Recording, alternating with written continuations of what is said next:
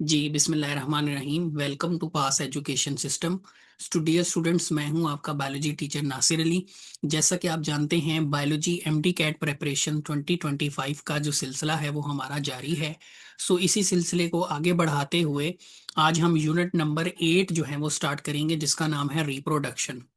अच्छा student, chapter को start करने से पहले आपको थोड़ा सा इंफॉर्मेशन दे दूं कि अगर आप सिर्फ इस लेक्चर को तैयार करेंगे और इस लेक्चर को देखते हुए अपने हैंड रिटन नोट्स तैयार करेंगे, तो आप चाहे किसी भी प्रोविंस से ताल्लुक़ रखते हो, पंजाब, सिंध, केपी के, बलूचिस्तान, तो आपको इंशाल्लाह किसी टेक्स्ट बुक को तैयार करने की ज़रूरत नहीं पड़ेगी या किसी एक्स्ट्रा मटेरियल को तैयार करने की ज़रूरत नहीं पड़ेगी, क्योंकि आपको तमाम तर जो इंफॉर्मेशन है जो एमडी कैट की प्रेपरेशन के लिए जो है वो ज़रूरी है, वो इसी लेक्चर के अंदर जो है वो प्रोवाइड कर दी जाएगी इंशाल्लाह। हमारी कोशिश है कि आपको तमाम जो चैप्टर्स हैं अकॉर्डिंग टू पीएमडीसी सिलेबस जो है वो तमाम जो है वो आपको कंप्लीट जो है वो प्रोवाइड किए जाएं।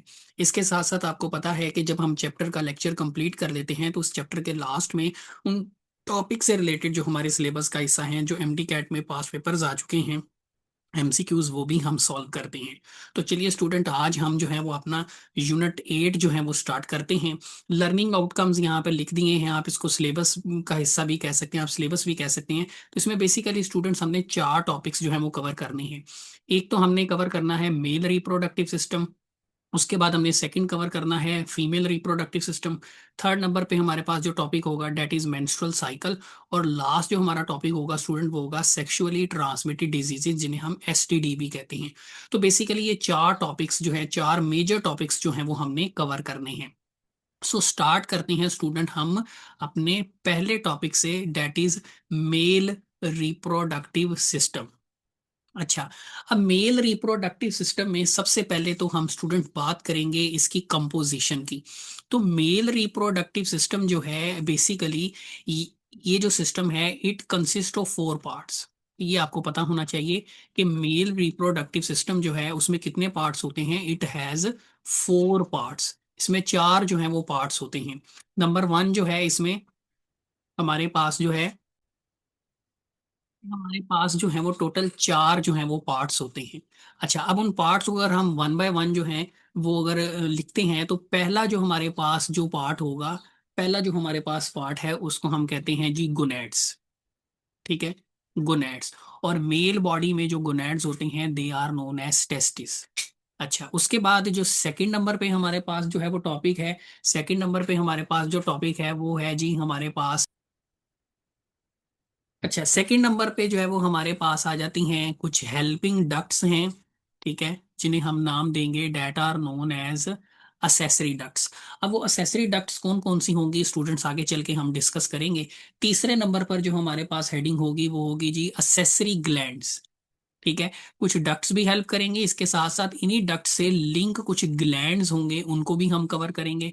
और फिर जो लास्ट हमारे पास जो है वो होगा हमारे पास part that is known as copulatory organ. ठीक है, कॉपुलेटरी ऑर्गन, जिसे हम पीनस का नाम जो है वो देते हैं। तो ये हमारे पास टोटल जो है वो 4 पार्ट्स होते हैं मेल रिप्रोडक्टिव सिस्टम में। अच्छा, यहाँ पर अब देखिए डायग्राम दी गई, इसमें अगर हम इन चारों पार्ट्स को अगर हम लेबल करेंगे, तो सबसे पहले तो हम डिस्कस करते हैं फर्स्ट पार्ट को, जो कि है टेस्टिस। ठीक है, तो इसमें हमारे पास जो है, यहाँ पर अगर आप डायग्राम में देखें तो ये हमारे पास पेयर ऑफ टेस्टिस जो हैं वो मौजूद हैं, जिन्हें हम क्या नाम देते हैं, they are known as gonads. ठीक है, टेस्टिस भी इनको कहा जाता है, these are known as male gonads. इनको हम मेल गोनेड्स का नाम भी देते हैं। तो हम सबसे पहले जो है इसको थोड़ा सा डिटेल के अंदर जो है वो डिस्कस कर लेते हैं। तो मेल गोनेड्स की अगर हम बात करते हैं,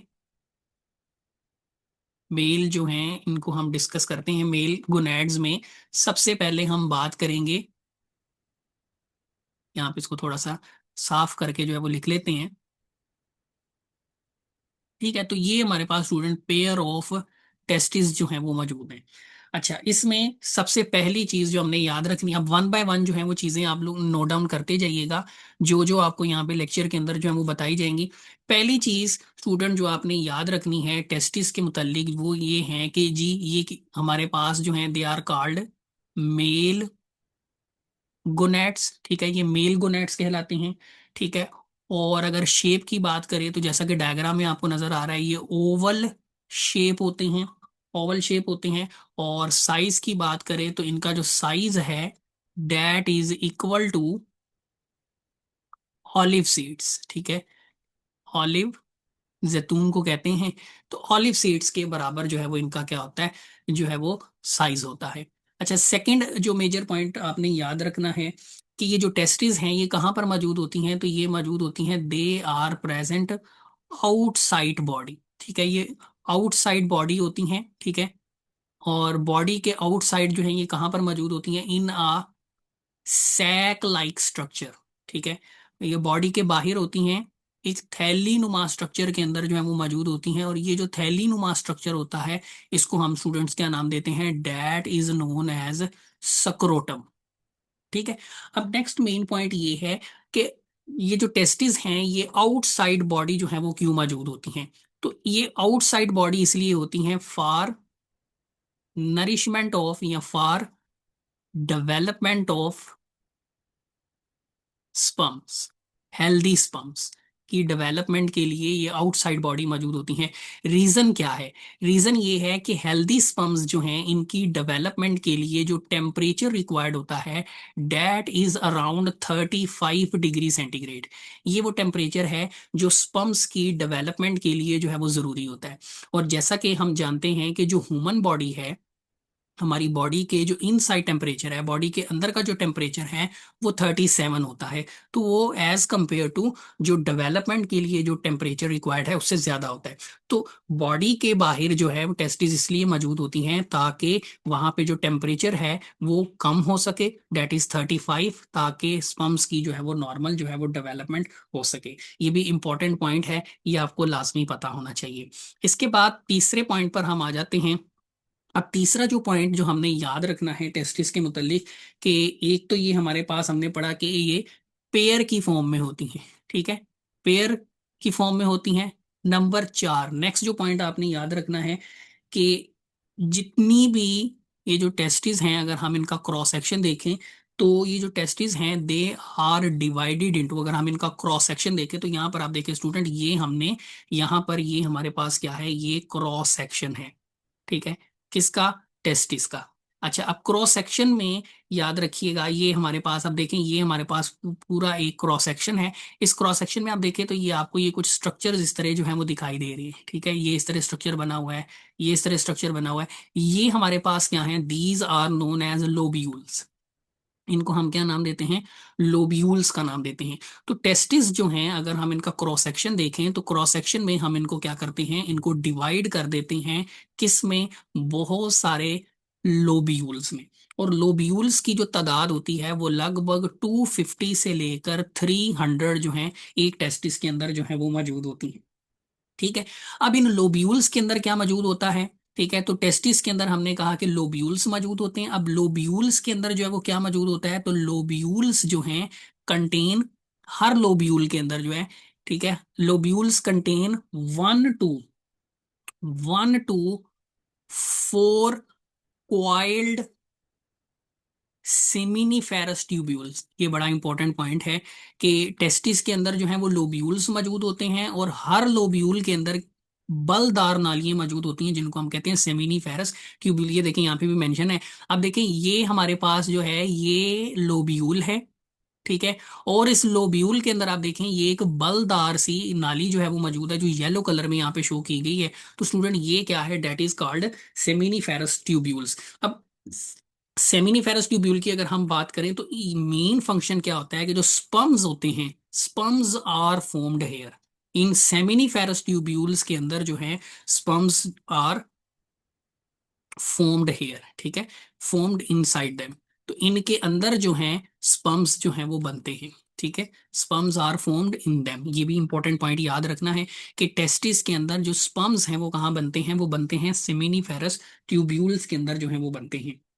अच्छा, इसके अलावा टेस्टिस के अंदर हमने कहा स्पर्म्स तो बनते ही हैं, लेकिन इसके साथ साथ एक और इंपॉर्टेंट पॉइंट आपने याद रखना है कि टेस्टिस जो हैं दे प्रोड्यूस हार्मोन, टेस्टिस जो हैं स्पर्म्स की प्रोडक्शन के साथ साथ जो है ये हार्मोन भी प्रोड्यूस करती हैं।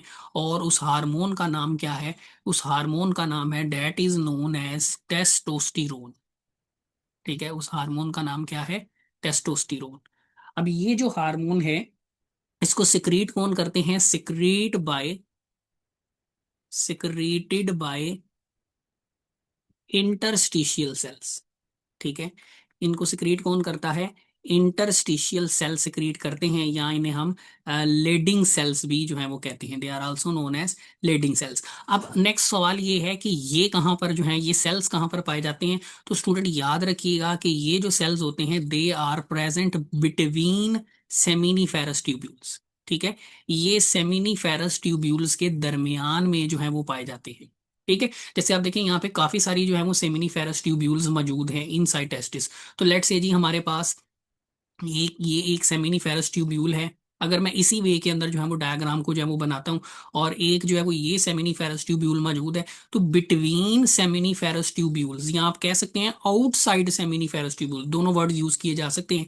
बिटवीन सेमिनिफेरस ट्यूब्यूल या आप कह लें आउटसाइड सेमिनिफेरस ट्यूब्यूल्स जो हैं, ये सेल्स जो है वो मौजूद होते हैं, जिन्हें हम क्या नाम देते हैं? These are known as Leydig cells या इंटरस्टिशियल सेल्स, जो कि क्या करते हैं? टेस्टोस्टेरोन हार्मोन की जो है वो प्रोडक्शन करते हैं। अब ये वो की पॉइंट्स हैं जो कि आपने गोनैड्स के मुतल्लिक या टेस्टिस के मुतल्लिक जो है वो याद रखने हैं। तो यहाँ पर बेशक आप हेडिंग बना लें, हम यहाँ पे हेडिंग भी बना सकते हैं। ये हमारे पास फर्स्ट जो पार्ट है टेस्टिस, या जिसे हम गोनैड का नाम देते हैं, ये बातें आपने, ये जितनी भी हमने यहाँ पे की पॉइंट्स लिखे हैं ये आपने याद रखने हैं। ठीक है, अच्छा, इसके बाद जो है वो हम सेकंड पार्ट की तरफ आ जाते हैं। सेकंड पार्ट जो है वो हमारे पास टेस्टिस के बाद वो है जी हमारे पास असेसरी डक्ट्स। ठीक है, अच्छा, अब असेसरी डक्ट्स में हमारे पास कौन कौन सी आ जाती है डक्ट? सबसे पहले तो आप देखिए टेस्टिस के ऊपर ये एक डक्ट मौजूद है, इसको हम कहते हैं जी that is known as epididymis. इसको हम क्या नाम देते हैं? That is known as didymus. अच्छा, एपिडिडमस के बाद जो नेक्स्ट हमारे पास जो मेन डक्ट है, ये वाली जो बड़ी सी डक्ट है, इसको हम कहते हैं जी वैज डेफरेंस। ठीक है, इसको हम क्या नाम देते हैं? That is known as vas deferens. अच्छा, इसके बाद जो है वो हमारे पास फिर एक और डक्ट आ जाती है। इस डक्ट को हम कहते हैं यहाँ पे करके, ये डक्ट जो है अगर हम डायग्राम के अंदर देखें तो ये डक्ट यहाँ पे करके जो है वो मौजूद होती है, यहाँ पे करके। डायग्राम में वो ज्यादा वाजे नहीं, इसको हम कहते हैं जी, इस डक्ट को कहते हैं इजैकुलेटरी डक्ट। ठीक है, इजैकुलेटरी डक्ट। और ये जो इजैकुलेटरी डक्ट होती है, ये फिर आगे एक ट्यूब लाइक स्ट्रक्चर के अंदर ओपन होती है। ये जो ट्यूब लाइक स्ट्रक्चर है, इस ट्यूब लाइक स्ट्रक्चर को हम कहते हैं that is known as urethra. ठीक है, डेट इज कॉल्ड यूरेथ्रा। अब ये चार जो डक्ट्स हैं एपिडिडमस, अच्छा याद रखिएगा स्टूडेंट, एपिडिडमस से पहले जो है ना यहाँ पर टेस्टिस के इन साइड यहाँ पर भी कुछ डक्ट्स जो है वो मौजूद होती हैं। ये छोटी छोटी जो डक्ट्स होती हैं इनको हम कहते हैं that is known as vas efferentia. ये जो डक्ट होती हैं इनको हम क्या नाम देते हैं? That is called vas efferentia. असल में इन तमाम जो डक्ट्स हैं इनका जो मेन फंक्शन होता है वो ये होता है कि टेस्टिस के अंदर जो स्पर्म्स की प्रोडक्शन होती है, ठीक है, जब स्पर्म्स बन जाते हैं तो इन डक्ट्स के जरिए ये जो स्पर्म्स होते हैं इनको क्या किया जाता है? इन डक्ट्स की मदद से आउटसाइड बॉडी जो है वो क्या किया जाता है? सेंड किया जाता है ट्रांसपोर्ट किया जाता है। तो ये सारी की सारी जो डक्ट्स हैं ये मिलकर क्या करती हैं? सेकेंड पार्ट जो है वो बनाती हैं, जिसको हम क्या नाम देते हैं? That is called accessory ducts. तो ये मैं यहाँ पर जो है इसको इस तरीके से हाईलाइट कर रहा हूँ, ये सारे के सारे जो हैं, हम कलर चेंज कर देते हैं यहाँ पे, ये सारी की सारी जो डक्ट्स हैं ये मिलकर क्या बना रही हैं? These are known as accessory, these are known as accessory ducts. तो ये हमारे पास फर्स्ट पार्ट था मेल रिप्रोडक्टिव सिस्टम का। ये हमारे पास जो है वो सेकंड पार्ट है, डेट इज असेसरी डक्ट, जिसमें वन बाय वन अगर हम देखें तो हमारे पास जो है सबसे पहले आ जाएगी वैज एफरेंशिया। ठीक है, नंबर वन पे हमारे पास आ जाएगी वैज एफरेंशिया। उसके बाद नंबर टू पर आ जाएगी एपिडिडमस। फिर उसके बाद नंबर थ्री पर आएगी वैज डेफरेंस। नंबर चार पर आएगी, अगर हम सीक्वेंस वाइज देखें तो इजैकुलेटरी डक्ट, और लास्ट में जो आएगी डेट इज कॉल्ड यूरेथ्रा। अब वन बाय वन जो है, इन डक्ट्स का मेन फंक्शन क्या है, असेसरी डक्ट्स जो हैं इनका मेन फंक्शन क्या है, स्पर्म्स को ये क्या करती हैं, यहाँ पे अगर मैं मेंशन करूं, असेसरी डक्ट्स जो हैं इनका मेन फंक्शन क्या है, ये क्या करती हैं, ट्रांसपोर्ट स्पर्म्स, ठीक है, ये स्पर्म्स को जो है वो ट्रांसपोर्ट करती हैं to outside of body, to outside of body, ठीक है। अच्छा, अब इसमें कुछ चीजें आपने याद रखनी है। अच्छा, वन बाय वन जो है वो हम ये तमाम जो डक्ट्स हैं इनके फंक्शंस को डिस्कस कर लेते हैं। सबसे पहले अगर हम एपिडिडमस की बात करें तो एपिडिडमस जो है ये क्या करती हैं, स्टोर करती हैं। एपिडिडमस जो है ये हमारे पास जो है ये क्या करती है, स्टोर, ठीक है, स्टोर करती हैं। इसके अलावा ट्रांसपोर्ट स्पम्स, ठीक है, जब टेस्टिस के अंदर जो है स्पम्स बन जाते हैं तो उन स्पम्स को कहाँ पे स्टोर किया जाता है, उन स्पम्स को स्टोर किया जाता है एपिडिडमस के अंदर, ठीक है। और एपिडिडमस जो है ये ना सिर्फ स्पम्स को स्टोर करती है बल्कि जरूरत पड़ने पर इनको क्या करती है, ट्रांसपोर्ट करके आगे किसमें भेजती है, वैस डेफरन में। इसके साथ साथ इंपॉर्टेंट पॉइंट ये भी याद रखिएगा कि स्पम्स जो हैं यहाँ पर मेच्योर भी होते हैं, स्पम्स आल्सो गेट्स मेच्योर, यहाँ पे स्पर्म्स जो है वो मेच्योर भी होते हैं। अब ये एमसीक्यूज में पूछा जा सकता है, where in which duct sperms are stored, या in which ducts sperms gets mature, तो ये आपने पॉइंट याद रखना है एपिडिडमस। तो अगर आप यहाँ भी देखें, ये जो है डायग्राम के अंदर ये जो हमारे पास ये एक क्वाइल्ड सी जो ट्यूब है, ठीक है, जो हर टेस्टिस की ऊपर जो है वो मौजूद होती है, ये हमारे पास क्या है student, that is known as epididymis, ठीक है। अच्छा, एपिडिडमस के बाद जो है अगर हम वैस डेफरन के फंक्शन पर आ जाएं तो वैस डेफरन जो है ये एक मस्कुलर ट्यूब होती है, ठीक है, इसके अंदर मसल्स होते हैं, इसकी वॉल्स के अंदर मस्कुलर ट्यूब होती है। और ये क्या करती है, ये स्पम्स को क्या करती है, आप देखें एपिडिडमस से आगे वैस डेफरेंट, तो ये क्या करती है, एपिडिडमस से आगे उसको कहाँ पे लेके जाती है, इन ब्लैडर, ठीक है। ये जो एक कप लाइक स्ट्रक्चर बना हुआ है ये क्या है, ब्लैडर, यूरेनरी ब्लैडर, ठीक है, यूरेनरी ब्लैडर के अंदर जो है वो लेकर जाती है, ठीक है। तो क्या करेगी, ट्रांसपोर्ट, ये डक्ट क्या करेगी, स्पम्स को ट्रांसपोर्ट करेगी फ्रोम एपिडिडमस टू ब्लैडर, ठीक है, या यूरेनरी ब्लैडर भी आप लिख सकते हैं, टू यूरेनरी ब्लैडर। अच्छा, उसके बाद नेक्स्ट आ जाए हम इजैकुलेटरी डक्ट्स पे। तो यहाँ पे स्टूडेंट ये जो जगह, अब यहाँ पर अगर आप देखें ये एक ये वैस डेफरेंट है जो यहाँ से आएगी, ठीक है, और एक वैस डेफरेंस जो है ये है जो यहां से आएगी। अब ये दोनों वैस डेफरेंस जो है ना ये मिलकर आगे एक डक्ट के अंदर ओपन होंगे। चले मैं इसको ना यहाँ पे थोड़ा सा शो कर देता हूँ सिर्फ समझाने के लिए।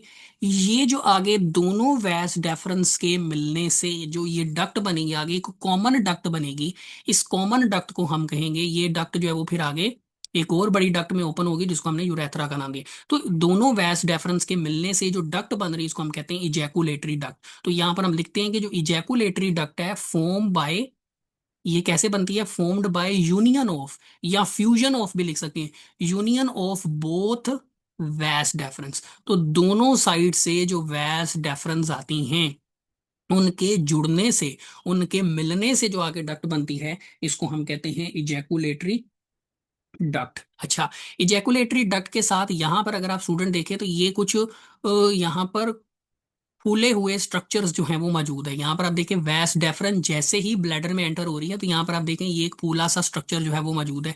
फिर यहाँ भी आप देखें, यहाँ इस साइड से भी जो वैस डेफरन एंटर हो रही है यहाँ पे भी फूले हुए स्ट्रक्चर्स मौजूद हैं। तो दरअसल ये दोनों जो स्ट्रक्चर्स हैं ये असल में दोनों के दोनों जो हैं ये ग्लैंड्स हैं।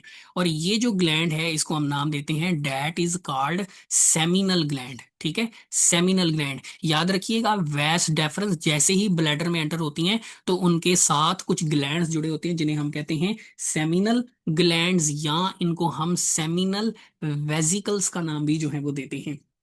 ठीक है, तो आप इस तरह से भी कह सकते हैं कि दोनों वैस डेफरेंस और दोनों जो सेमिनल ग्लैंड्स हैं, ये दोनों मिलकर जो है आगे एक डक्ट बनाते हैं, इसको हम कहते हैं इजैकुलेटरी डक्ट। तो यहाँ पर वैस डेफरन के साथ साथ जो है आपने और क्या चीज मेंशन करनी है, प्लस सेमिनल वेजिकल्स। तो सेमिनल वेजिकल्स, दोनों के दोनों सेमिनल वेजिकल्स और दोनों की दोनों जो वैस डेफरेंस हैं, वो मिलकर जो ये जो डक्ट बनाती हैं, इस डक्ट को हम क्या नाम देते हैं, that is called ejaculatory duct. और ये इजैकुलेटरी डक्ट जो है, ये सेकंड पॉइंट स्टूडेंट मैं यहाँ पे लिख रहा हूँ, ये इजैकुलेटरी डक्ट आगे आप देखें, ये आगे किस में ओपन हो रही है, ये आगे ओपन हो रही है एक लॉन्ग सी ट्यूब में, जिसको हम यूरेथ्रा कहते हैं। तो ये इजैकुलेटरी डक्ट जो है ये एम्प्टी होगी, मतलब अपने आप को खाली करेगी, इसके अंदर जो स्पम्स होंगे वो किस में भेज देगी, एम्प्टी इनटू यूरेथ्रा।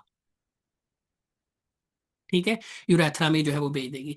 अब नेक्स्ट हम आ जाते हैं यूरेथ्रा के ऊपर, जो कि लास्ट जो है वो डक्ट है। ये क्या करती है जी, यूरेथ्रा जो है ये क्या करती है, ये बेसिकली एक कॉमन डक्ट है। ठीक है, ये कॉमन डक्ट क्या करती है, मैं यहाँ पर यूरेथ्रा जो है इसके फंक्शन यहाँ पे लिख रहा हूँ, यहाँ पे स्टूडेंट हम हेडिंग बना लेते हैं यूरेथ्रा की। यूरेथ्रा जो है, ठीक है, अब इसके जरिए ये जो लॉन्ग सी ट्यूब है जो बॉडी के आउटसाइड ओपन होती है, सराउंडेड बाय जो है ये कॉपुलेटरी ऑर्गन है, पीनस जिसे हम कहते हैं। अब इस ट्यूब के जरिए जो ब्लैडर में जो यूरिन आता है, यूरिन को भी बॉडी से पास किया जाता है, और इसी के जरिए जो स्पम्स होते हैं उनको भी सीमन की फॉर्म में बॉडी से जो है वो पास किया जाता है। तो यूरेथ्रा की अगर हम बात करें, तो यूरेथ्रा जो है ये एक ट्यूब है जो क्या करती है, डैट कैरीज यूरिन। ठीक है, that carries urine from bladder to outside the body.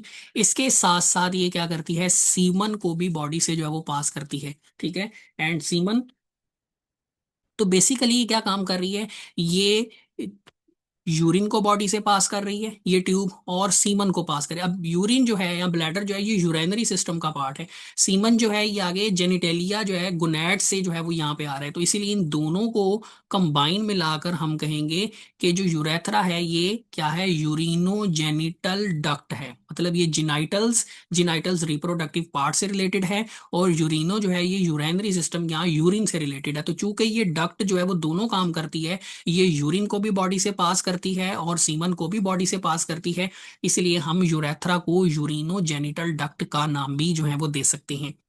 अच्छा, यहाँ पर एक इंपॉर्टेंट बात याद रखनी है कि ये जो स्पर्म्स जो टेस्टिस के अंदर बनते हैं, जब ये स्पर्म्स जो है वो टेस्टिस से इन असेसरी डक्ट्स के जरिए बॉडी के आउटसाइड भेजे जाते हैं, तो स्टूडेंट यहाँ पर अगर आप गौर करें तो यहाँ पर रास्ते में जो है वो बहुत सारे ग्लैंड्स भी एसोसिएटेड होते हैं डक्ट्स के साथ। जैसे हमने यहाँ पर देखा, वैस डेफरेंस के साथ ये सेमिनल वेजिकल जो है वो कनेक्टेड होती हैं, सेमिनल ग्लैंड्स आप कह सकते हैं वो कनेक्टेड होते हैं। फिर इसके साथ साथ जो है यहाँ पर आप देखें, ये भी ग्लैंड मौजूद है जो कि इजैकुलेटरी डक्ट के साथ बेसिकली कनेक्टेड है। अब ये जो ग्लैंड है हमारे पास स्टूडेंट, ये जो ग्लैंड है इसको हम कहेंगे that is called prostate gland. ये हमारे पास कौन सा ग्लैंड है, ये है जी प्रोस्टेट ग्लैंड। तो दूसरे नंबर पे आ गया प्रोस्टेट ग्लैंड। फिर यहाँ पर आप देखें, ये भी दो छोटे छोटे जो ओवल शेप बॉडीज मौजूद है, ये भी इजैकुलेटरी डक्ट से जो है वो कनेक्टेड हैं। तो स्टूडेंट ये भी क्या है, असल में ये भी ग्लैंड्स हैं। और ये जो ग्लैंड्स हैं इनको हम क्या नाम देते हैं, these glands are known as Cowper's gland. इनको हम क्या नाम देते हैं, these are known as Cowper gland. या इनका एक और नाम भी रखा जाता है, that are known as bulbo urethral glands. Bulbo urethral glands. ठीक है, तो रास्ते में स्पम्स की ट्रांसपोर्ट के दौरान ये जो डक्ट्स होती हैं, इन डक्ट्स के साथ कुछ ग्लैंड्स भी, 3 ग्लैंड्स जो हैं वो भी एसोसिएटेड होते हैं। ठीक है, जिन्हें हम, तो ये तीनों जो हैं वो किस हेडिंग के अंडर आएंगे, ये तीनों जो हैं they come under the heading of accessory glands. अब होता ये कि जब स्पम्स डक्ट से पास कर रहे होते हैं तो ये ग्लैंड्स भी कुछ सिक्रीशंस स्पम्स के अंदर ऐड करते हैं। एज ए रिजल्ट जब ये सिक्रीशंस ऐड होती हैं स्पर्म में, तो वो किस में कन्वर्ट हो जाता है, वो सीमन के अंदर कन्वर्ट हो जाता है, और उस सीमन को फिर यूरेथ्रा के थ्रू जो है वो बॉडी से क्या किया जाता है, पास किया जाता है। ठीक है, तो सीमन जो है ये बेसिकली क्या है, इसमें स्पर्म्स होते हैं और इसमें क्या होता है, फ्लूइड होता है जो कि सिक्रीट किया गया होता है बाय ग्लैंड्स। ठीक है, आमतौर पे जो है वो 10% जो है वो स्पर्म्स होते हैं और 90% जो है वो बास टेक्स्ट बुक्स के मुताबिक जो है वो फ्लूइड मौजूद होता है। सो हमने फर्स्ट जो पार्ट था गोनेड्स, उसको भी डिस्कस कर लिया। सेकंड जो पार्ट है असेसरी डक्ट्स, उनको भी डिस्कस कर लिया। फिर उसके बाद अब हम आ जाते हैं इन ग्लैंड्स के फंक्शंस पे। लेकिन स्टूडेंट ये ग्लैंड्स के फंक्शन को स्टडी करने से पहले जो है ना, हम थोड़ा सा स्पम्स की जो एक्चुअल ट्रांसपोर्ट है ना, उसको थोड़ा सा डिस्कस कर लेते हैं, क्योंकि ये हमें क्लियर होना चाहिए। यहाँ पर कहीं से भी वो एमसीक्यूज जो है वो बना सकता है। सो यहाँ पे जो है ना स्टूडेंट, हम हेडिंग बना लेते हैं फ्लो ऑफ, या आप हेडिंग बना सकते हैं ट्रांसपोर्ट ऑफ स्पम्स। ठीक है, तो ये हमने हेडिंग बना ली। अब यहाँ पर हम क्या करेंगे, वन बाय वन जो है स्पम्स कहाँ कहाँ से पास करते हैं, उसको जो है वो हम स्टडी करेंगे। देखिए स्टूडेंट, हमने पढ़ा कि जो स्पर्म्स होते हैं वो कहाँ पर बनते हैं, इनसाइड टेस्टिस। हमने सबसे पहले हमने क्या पढ़ा, हमने पढ़ा कि जी टेस्टिस जो हैं, टेस्टिस के अंदर क्या मौजूद होते हैं, लोब्यूल्स। ठीक है, 250 से 300 लोब्यूल टेस्टिस के अंदर मौजूद होते हैं। फिर हमने पढ़ा टेस्टिस के अंदर क्या मौजूद होती हैं, सॉरी लोब्यूल्स के अंदर क्या मौजूद होते हैं, हर लोब्यूल के अंदर हमने पढ़ा सेमिनीफेरस ट्यूब्यूल्स होती हैं। और फिर हमने कहा कि ये वो ट्यूब्स हैं, सेमिनीफेरस ट्यूब्यूल्स जो हैं, ये वो ट्यूब्स हैं जहां पर क्या होता है, सेमिनीफेरस ट्यूब्यूल्स के अंदर यहां पर स्पर्मेटोजेनेसिस होती है, जिसके नतीजे में यहां पर बेसिकली क्या होती है, स्पर्म्स की प्रोडक्शन होती है। तो स्पर्म्स की प्रोडक्शन कहां पर हुई, सेमिनीफेरस ट्यूब्यूल में। अच्छा, जरा यहाँ पे डायग्राम की तरफ आ जाए। तो यहाँ पे स्टूडेंट अगर आप गौर करें, ये एक सेमिनीफेरस ट्यूब्यूल है। तो आगे आप देखें, यहाँ से ये एक डक्ट सी निकल रही है, ये डक्ट। यहाँ पे आप देखें, ये एक छोटी सी डक्ट निकल रही है, ये एक छोटी सी डक्ट निकल रही है, ये एक छोटी सी डक्ट निकल रही है। तो ये जो डक्ट्स हैं, ठीक है, आगे आप देखें ये सारी डक्ट्स जो हैं, ये इस बड़े सी ये स्ट्रक्चर के अंदर जो है वो ओपन हो रही हैं। ठीक है, अब सेमिनीफेरस ट्यूब्यूल के अंदर स्पम्स बनेंगे। स्पम्स यहां से जो है ना, ये भेजे जाएंगे इस जगह पर, इस जगह पर। अब ये जो जगह है, इस जगह को हम नाम देते हैं, डेट इज नोन एज, इसको हम कहते हैं रेटी टेस्टिस। डेट इज कॉल्ड रेटी टेस्टिस। तो स्पर्म्स जो हैं वो सेमिनीफेरस ट्यूब्यूल से वो जाएंगे कहां पर, रेटी टेस्टिस के अंदर जाएंगे। अच्छा, फिर रेटी टेस्टिस के आगे ये आप देखें, यहां से ये कुछ डक्ट्स निकल रही है, ये डक्ट निकल रही है, ये छोटी छोटी डक्ट्स निकल रही हैं। ये जो डक्ट्स हैं स्टूडेंट, ये डक्ट्स कहलाती हैं, these are known as vas efferentia. These ducts are known as vas efferentia. ये जो मैं ऊपर आपको बता रहा था कि यहाँ पर करके जो है कुछ डक्ट्स होती हैं, that are known as vas efferentia. फिर आगे जो है वो ये एपिडिडमस आ जाएगी। ठीक है, ये आप देखें जी, एपिडिडमस आ गया। और एपिडिडमस के बाद जो है फिर vas deferens and so on. तो याद रखिएगा स्टूडेंट्स, स्पर्म्स जो है वो सेमिनीफेरस ट्यूब्यूल्स के अंदर बनेंगे। यहां से वो ट्रांसपोर्ट होकर कहाँ पे जाएंगे, पहले रेटी टेस्टिस में, ये पहला पॉइंट होगा। ठीक है, उसके बाद जाएंगे कहाँ पर, रेटी टेस्टिस के अंदर जाएंगे। रेटी टेस्टिस से कहाँ पर जाएंगे, तीसरे नंबर पर यहाँ पर वेज एफरेंशिया में। वेज एफरेंशिया से कहाँ पे जाएंगे, ये क्वाइल्ड सी डक्ट है, जिसको हम क्या कहते हैं, एपिडिडमस। एपिडिडमस से कहाँ पे जाएंगे, टू मेन डक्ट वेस डेफरन। और फिर हमने आगे पढ़ा था, वैस डेफरन जो है वो आगे फिर किस में जाती है, इजैकुलेटरी डक्ट में। और इजैकुलेटरी डक्ट जो है वो फिर आगे यूरेथ्रा में, और यूरेथ्रा जो है वो क्या करेगी, स्पर्म्स को सीमन की फॉर्म में जो है वो बॉडी से पास आउट कर देगी। सो अगर मैं यहाँ पर, अगर हम एक फ्लो चार्ट जो है वो अगर इसका बना लेते हैं, तो हमने पढ़ा कि जो स्पर्म्स हैं वो सेमिनीफेरस ट्यूब्यूल से वो आगे कहाँ पर जाते हैं, सेमिनीफेरस ट्यूब्यूल से वो आगे जाएंगे रेटी टेस्टिस में।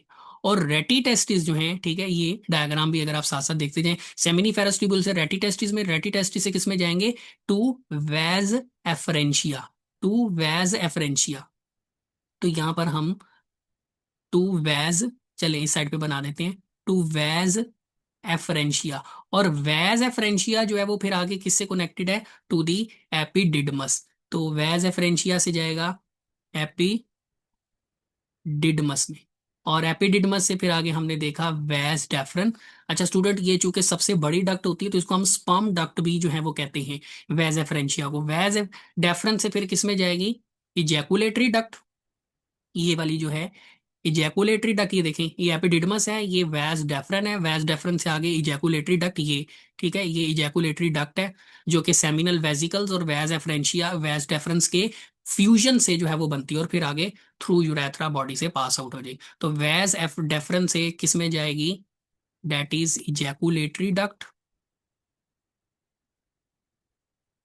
और इजैकुलेटरी डक्ट से आगे, ठीक है, एक ही डक्ट है, एस नहीं आएगा, टू यूरेथ्रा।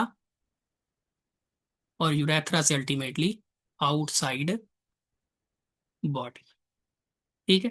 तो ये इस तरीके से स्पम्स की प्रोडक्शन कहाँ पर होगी, और हमने, अगर आपको याद हो, हमने कहा था एपिडिडमस के अंदर आके स्पम्स जो है वो स्टोर भी होते हैं, और यहीं पर स्पम्स जो है वो मेच्योर भी होते हैं। ये पॉइंट भी स्टूडेंट जो है वो आपने लाजमी याद रखना है। अब हम जो है ना, हमने कहा कि ये जो एसोसिएटेड डक्ट्स हैं, जब इन नालियों से स्पम्स पास कर रहे होते हैं, ये जितनी भी हमने नालियां डिस्कस की हैं अभी, तो इनके दौरान, इनके रास्ते में कुछ ग्लैंड्स भी एसोसिएटेड होते हैं। ये ग्लैंड्स क्या करते हैं स्टूडेंट, कुछ सिक्रीशंस, कुछ फ्लूइड नुमा मटेरियल्स जो हैं वो ऐड करते हैं स्पम्स के अंदर, जो कि बहुत ज्यादा जरूरी होते हैं, जिनको हम डिस्कस करेंगे under the heading of accessory gland. अब यहाँ पे जगह नहीं है, तो हम यहाँ पे डिस्कस कर लेते हैं कि जी कौन, ये ग्लैंड्स कौन कौन सी सिक्रीशंस जो हैं वो ऐड करते हैं। तो यहाँ पर हम तीसरे नंबर पर जो है वो हेडिंग बना लेते हैं। तीसरे नंबर पर हम हेडिंग बना लेते हैं जी असेसरी ग्लैंड्स की। ठीक है। अब इनके हमने ना मेन मेन फंक्शन याद रखने हैं। आप सेसरी ग्लैंड में सबसे पहला जो हमारे पास था वो कौन सा ग्लैंड था, डेट इज सेमिनल ग्लैंड, या जिसको हमने सेमिनल वेसिकल का नाम जो है वो दिया था। सेकंड नंबर पर हमारे पास कौन सा ग्लैंड था, डेट इज प्रोस्टेट ग्लैंड। ठीक है, प्रोस्टेट ग्लैंड।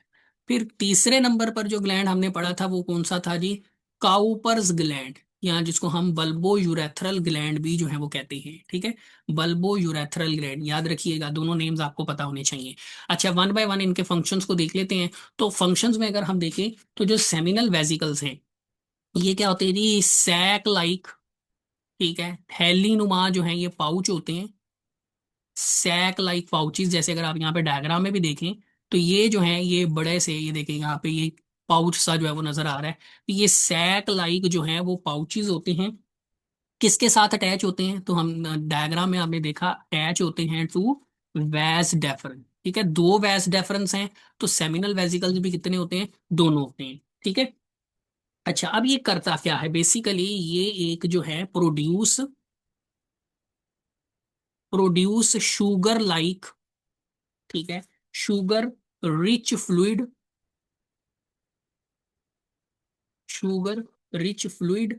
अब ये शुगर रिच फ्लूइड क्या करता है, डेट प्रोवाइड, ठीक है, that provide energy to sperms for movement. ठीक। अच्छा, नेक्स्ट हम प्रोस्टेट ग्लैंड की तरफ आते हैं। तो प्रोस्टेट ग्लैंड जो है ये क्या है जी, ये वॉलनट साइज के बराबर होते हैं, इक्वल टू वॉलनट साइज। और जो है ये करते क्या हैं, ये करते क्या है जी, प्रोड्यूस फ्लूइड। ये भी एक फ्लूइड जो है वो प्रोड्यूस करते हैं या सिक्रीट करते हैं। ये क्या करता है, ये फ्लूइड क्या करता है, डेट नरिश, ठीक है, नरिश का मतलब होता है न्यूट्रिएंट्स प्रोवाइड करना, and protect sperms, and protect sperms. और अगर आप डायग्राम के अंदर देखें, तो ये जो प्रोस्टेट ग्लैंड है स्टूडेंट, ये है जी प्रोस्टेट ग्लैंड। अब ये प्रोस्टेट ग्लैंड अगर देखा जाए तो ये कहाँ पर मौजूद है, ये ब्लैडर, यूरेनरी ब्लैडर जो है उसके नीचे मौजूद है। तो ये भी आपने याद रखना है कि जो प्रोस्टेट ग्लैंड है ये कहाँ पर मौजूद होता है, it is present below urinary bladder. ठीक है, और इसके, इसका जो पैदा करदा फ्लूइड होता है वो क्या करता है, स्पर्म्स की नरिशमेंट करता है, और उसकी क्या करता है, प्रोटेक्शन करता है। नेक्स्ट अगर हम काउपर ग्लैंड की तरफ आ जाए, तो स्टूडेंट ये आप देखें, ये मटर के दाने के बराबर जो है ये ग्लैंड जो मौजूद है। ठीक है, ये ग्लैंड्स क्या करते हैं, काउपर ग्लैंड्स। तो साइज की अगर हम बात करें, तो ये क्या है, पी साइज होते हैं, मटर के जो है वो दाने के बराबर होते हैं। ठीक है, और ये कहाँ पे लोकेट होते हैं, ठीक है, प्रोस्टेट ग्लैंड के नीचे, बिलो प्रोस्टेट ग्लैंड। ठीक है, बिलो प्रोस्टेट ग्लैंड। और ये क्या करते हैं जी, ये एक स्लिपरी सिक्रीट, स्लिपरी फ्लूइड, ठीक है, ये स्लिपरी फ्लूइड जो है वो सिक्रीट करते हैं, जो क्या करता है, help to lubricate and neutralise acidity in urethra. ठीक है, जो लॉन्ग ट्यूब है जिसके जरिए सीमन स्पर्म्स को सीमन की फॉर्म में पास करना है। अब जब ये वाली जो सिक्रीशंस हैं, ये जो तीन सिक्रीशंस हमने स्टूडेंट जो पढ़ी हैं, प्रो जो सेमिनल ग्लैंड है वो क्या करता है, उसका पैदा करता जो फ्लूइड है वो क्या करता है, स्पर्म्स को एनर्जी जो है वो प्रोवाइड करता है। प्रोस्टेट ग्लैंड जो है उसका पैदा करता फ्लूइड जो है वो क्या करता है, स्पर्म्स की प्रोटेक्शन और नरिशमेंट करता है। और जो काउपर ग्लैंड है वो बेसिकली क्या कर रहा होता है, लुब्रिकेशन का काम कर रहा होता है, यूरेथ्रा के अंदर एसिडिटी जो है उसको कम करने की जो है वो कोशिश कर रहा होता है। जब ये वाली जो सिक्रीशंस हैं जब ये स्पर्म्स के अंदर ऐड होती हैं तो वो क्या बन जाता है, वो सीमन के अंदर जो है वो कन्वर्ट हो जाता है, जिसको फिर यूरेथ्रा के थ्रू जो है वो बॉडी से पास आउट कर दिया जाता है।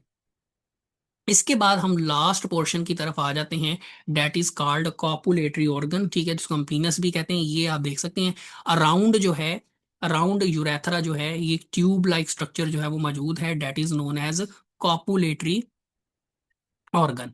तो इस कॉपुलेटरी ऑर्गन का जो है वो चंद एक ही जो है वो फंक्शंस हैं। अगर हम फंक्शंस की तरफ आ जाएं तो इसका जो मेन फंक्शन है वो क्या है, मेन फंक्शन की अगर हम बात करें तो वो सेक्सुअल इंटरकोर्स में जो है वो हेल्प करना है।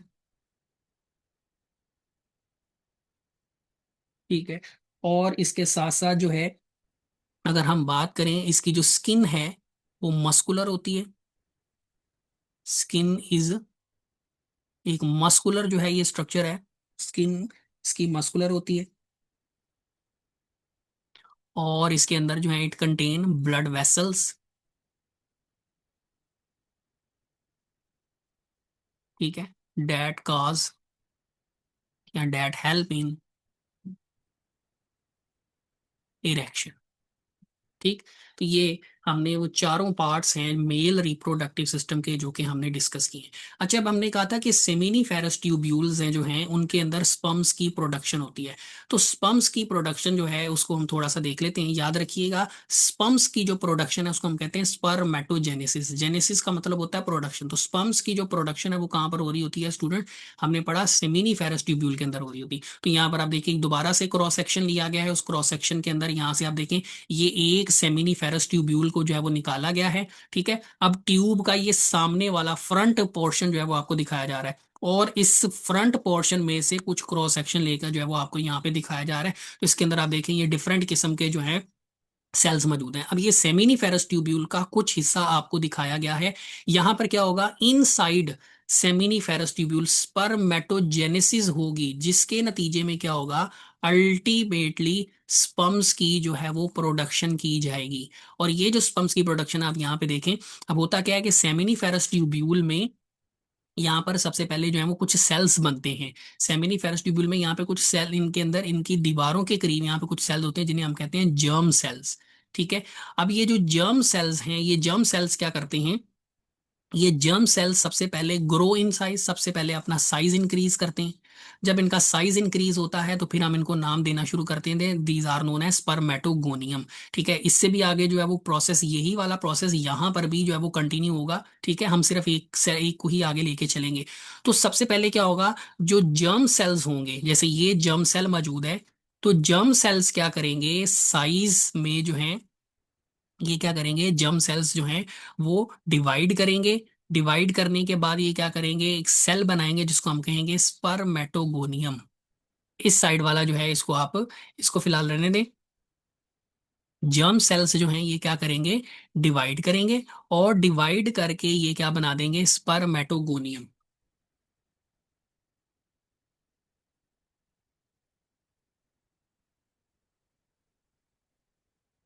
ठीक है, स्पर्मेटोगोनियम जो है वो बना देंगे। अब स्पर्मेटोगोनियम जो है इसमें क्या होगी, इसमें होगी माइटोसिस। ठीक है, और माइटोसिस करके जो है ये क्या बनाएगा, माइटोसिस करके ये बना देगा एक नया सेल जिसको हम कहेंगे प्राइमरी स्पर्मेटोसाइट।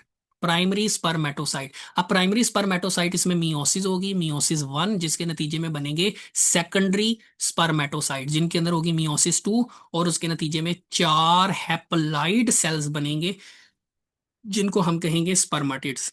अगर हम स्टूडेंट इसका एक सीक्वेंस बना लेते हैं तो सबसे पहले क्या होगा, सेमिनीफेरस ट्यूब्यूल्स के अंदर मौजूद होंगे जर्म सेल्स। ठीक है। ये जर्म सेल्स जो हैं ये क्या बनाएंगे स्टूडेंट्स, ये बनाएंगे जी स्पर्मेटोगोनियम। जर्म सेल से क्या बनेंगे, स्पर्मेटोगोनियम जो है वो बनेंगे, ज्यादा होंगे तो स्पर्मेटोगोनिया। अच्छा, अब ये जो स्पर्मेटोगोनिया है ये क्या करेंगे, डिवाइड करेंगे बाय माइटोसिस। ठीक है। और ये माइटोसिस करके जो है ये क्या बना देंगे, ये बना देंगे स्टूडेंट प्राइमरी स्पर्मेटोसाइट। ठीक है। प्राइमरी स्पर्मेटोसाइट, ये जो यहाँ पे बना हुआ है ये प्राइमरी स्पर्मेटोसाइट। अब ये करेगा मियोसिस वन, जिससे क्या बनेंगे, ठीक है, प्राइमरी स्पर्मेटोसाइट जो है इसमें क्या होगी स्टूडेंट, इसमें होगी मियोसिस वन, जिससे बनेंगे सेकेंडरी स्पर्मेटोसाइट। और सेकेंडरी स्पर्मेटोसाइट जो है इनमें क्या होगी, मियोसिस टू। और मियोसिस टू के नतीजे में फिर क्या बनेंगे, स्पर्माटिड्स जो हैं वो बनेंगे, स्पर्माटिड्स। अच्छा, अब यहाँ पे मेन प्रॉब्लम क्या है, मियोसिस टू के मियोसिस कंप्लीट होने के बाद ये जो सेल्स बनेंगे हैप्लॉइड सेल्स स्पर्माटिड्स, ये क्या होंगे जी, ये होंगे नॉन मोटाइल। तो क्या होगा, इन सेल्स के अंदर जो है वो कुछ चेंजेस आएंगी, कुछ स्ट्रक्चर के अंदर चेंजेस आएंगी, जिससे ये मोटाइल सेल्स के अंदर जो है वो कन्वर्ट हो जाएंगे। ये जिनको फिर हम क्या नाम देते हैं, that are known as sperms, जिनको फिर हम स्पम्स का नाम जो है वो देते हैं। अच्छा, अब अगर हम एक स्पम का स्ट्रक्चर अगर हम यहाँ पे देखें तो ये हमारे पास एक स्पम का जो है वो स्ट्रक्चर है। तो इसमें सिंपल सा स्ट्रक्चर दिखाया गया है। इसमें जो है वो हेड होता है, सबसे पहले हेड पोर्शन होता है, फिर उसके बाद नेक वाला पोर्शन होता है, फिर उसके बाद जो है ये मिडल पीस है, और फिर उसके बाद जो है वो लॉन्ग टेल होती है। अब जो चेंजेस हैं उन चेंजेस में क्या होता है, यहाँ पर ये एक स्ट्रक्चर यहाँ पे मौजूद है, that is acrosome, that is very important. Nucleus है यहाँ पर, सेंट्रियोल यहाँ पर जो है वो मौजूद होता है, माइटोकॉन्ड्रिया होता है, ठीक है, एनर्जी की प्रोडक्शन के लिए, और फ्लेजेलम होता है।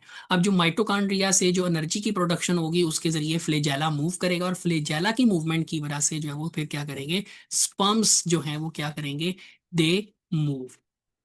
अच्छा, अब एक और चीज यहाँ पे याद रखिएगा स्टूडेंट, ड्यूरिंग वन इंटरकोर्स जो है ऑलमोस्ट 100 मिलियन जो स्पर्म्स हैं वो एंटर होते हैं इनटू फीमेल रिप्रोडक्टिव सिस्टम। और इन 100 मिलियन स्पर्म्स में से सिर्फ एक स्पर्म होता है जो क्या करता है, अल्टीमेटली जो है वो क्या करेगा, जाकर फर्टिलाइज करेगा एग। ठीक है। अच्छा, एक और इंपॉर्टेंट बात यहाँ पे याद रखिएगा, ह्यूमन बॉडी में जो सबसे स्मॉलेस्ट सेल है, ओवरऑल मैं बात कर रहा हूं, ह्यूमन बॉडी में जो सबसे स्मॉलेस्ट सेल है that is known as sperm cell. ठीक है। और इसका जो साइज होता है डेट इज, स्पर्म सेल का जो साइज होता है वो होता है जी हमारे पास 5 माइक्रोमीटर, 5 माइक्रोमीटर। और इसी तरह अगर हम बात करें ओवरऑल ह्यूमन बॉडी में सबसे लार्जेस्ट सेल की, तो सबसे जो लार्जेस्ट सेल होता है that is called egg cell. और एग सेल जो है इसका जो साइज होता है डेट इज 120 माइक्रोमीटर। ये जितने पॉइंट्स आपको स्टूडेंट बताए जा रहे हैं सारे के सारे जो हैं ये आपने नोट डाउन करने हैं। इनमें से एक एक पॉइंट जो है वो आपका जो है वो एमसीक्यूज के लिए जो है वो कंसीडर किया जाएगा।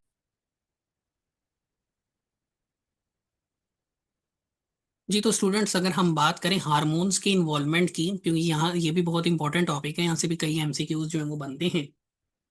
तो देखिए जी, मेल रिप्रोडक्टिव सिस्टम अभी हमने सारा कंप्लीट जो है वो डिटेल में डिस्कस किया। तो मेल रिप्रोडक्टिव सिस्टम जो है उसका जो मेन काम है वो क्या है, मेल रिप्रोडक्टिव सिस्टम का जो मेन फंक्शन है वो है हमारे पास स्पर्म्स की प्रोडक्शन करना। ठीक है।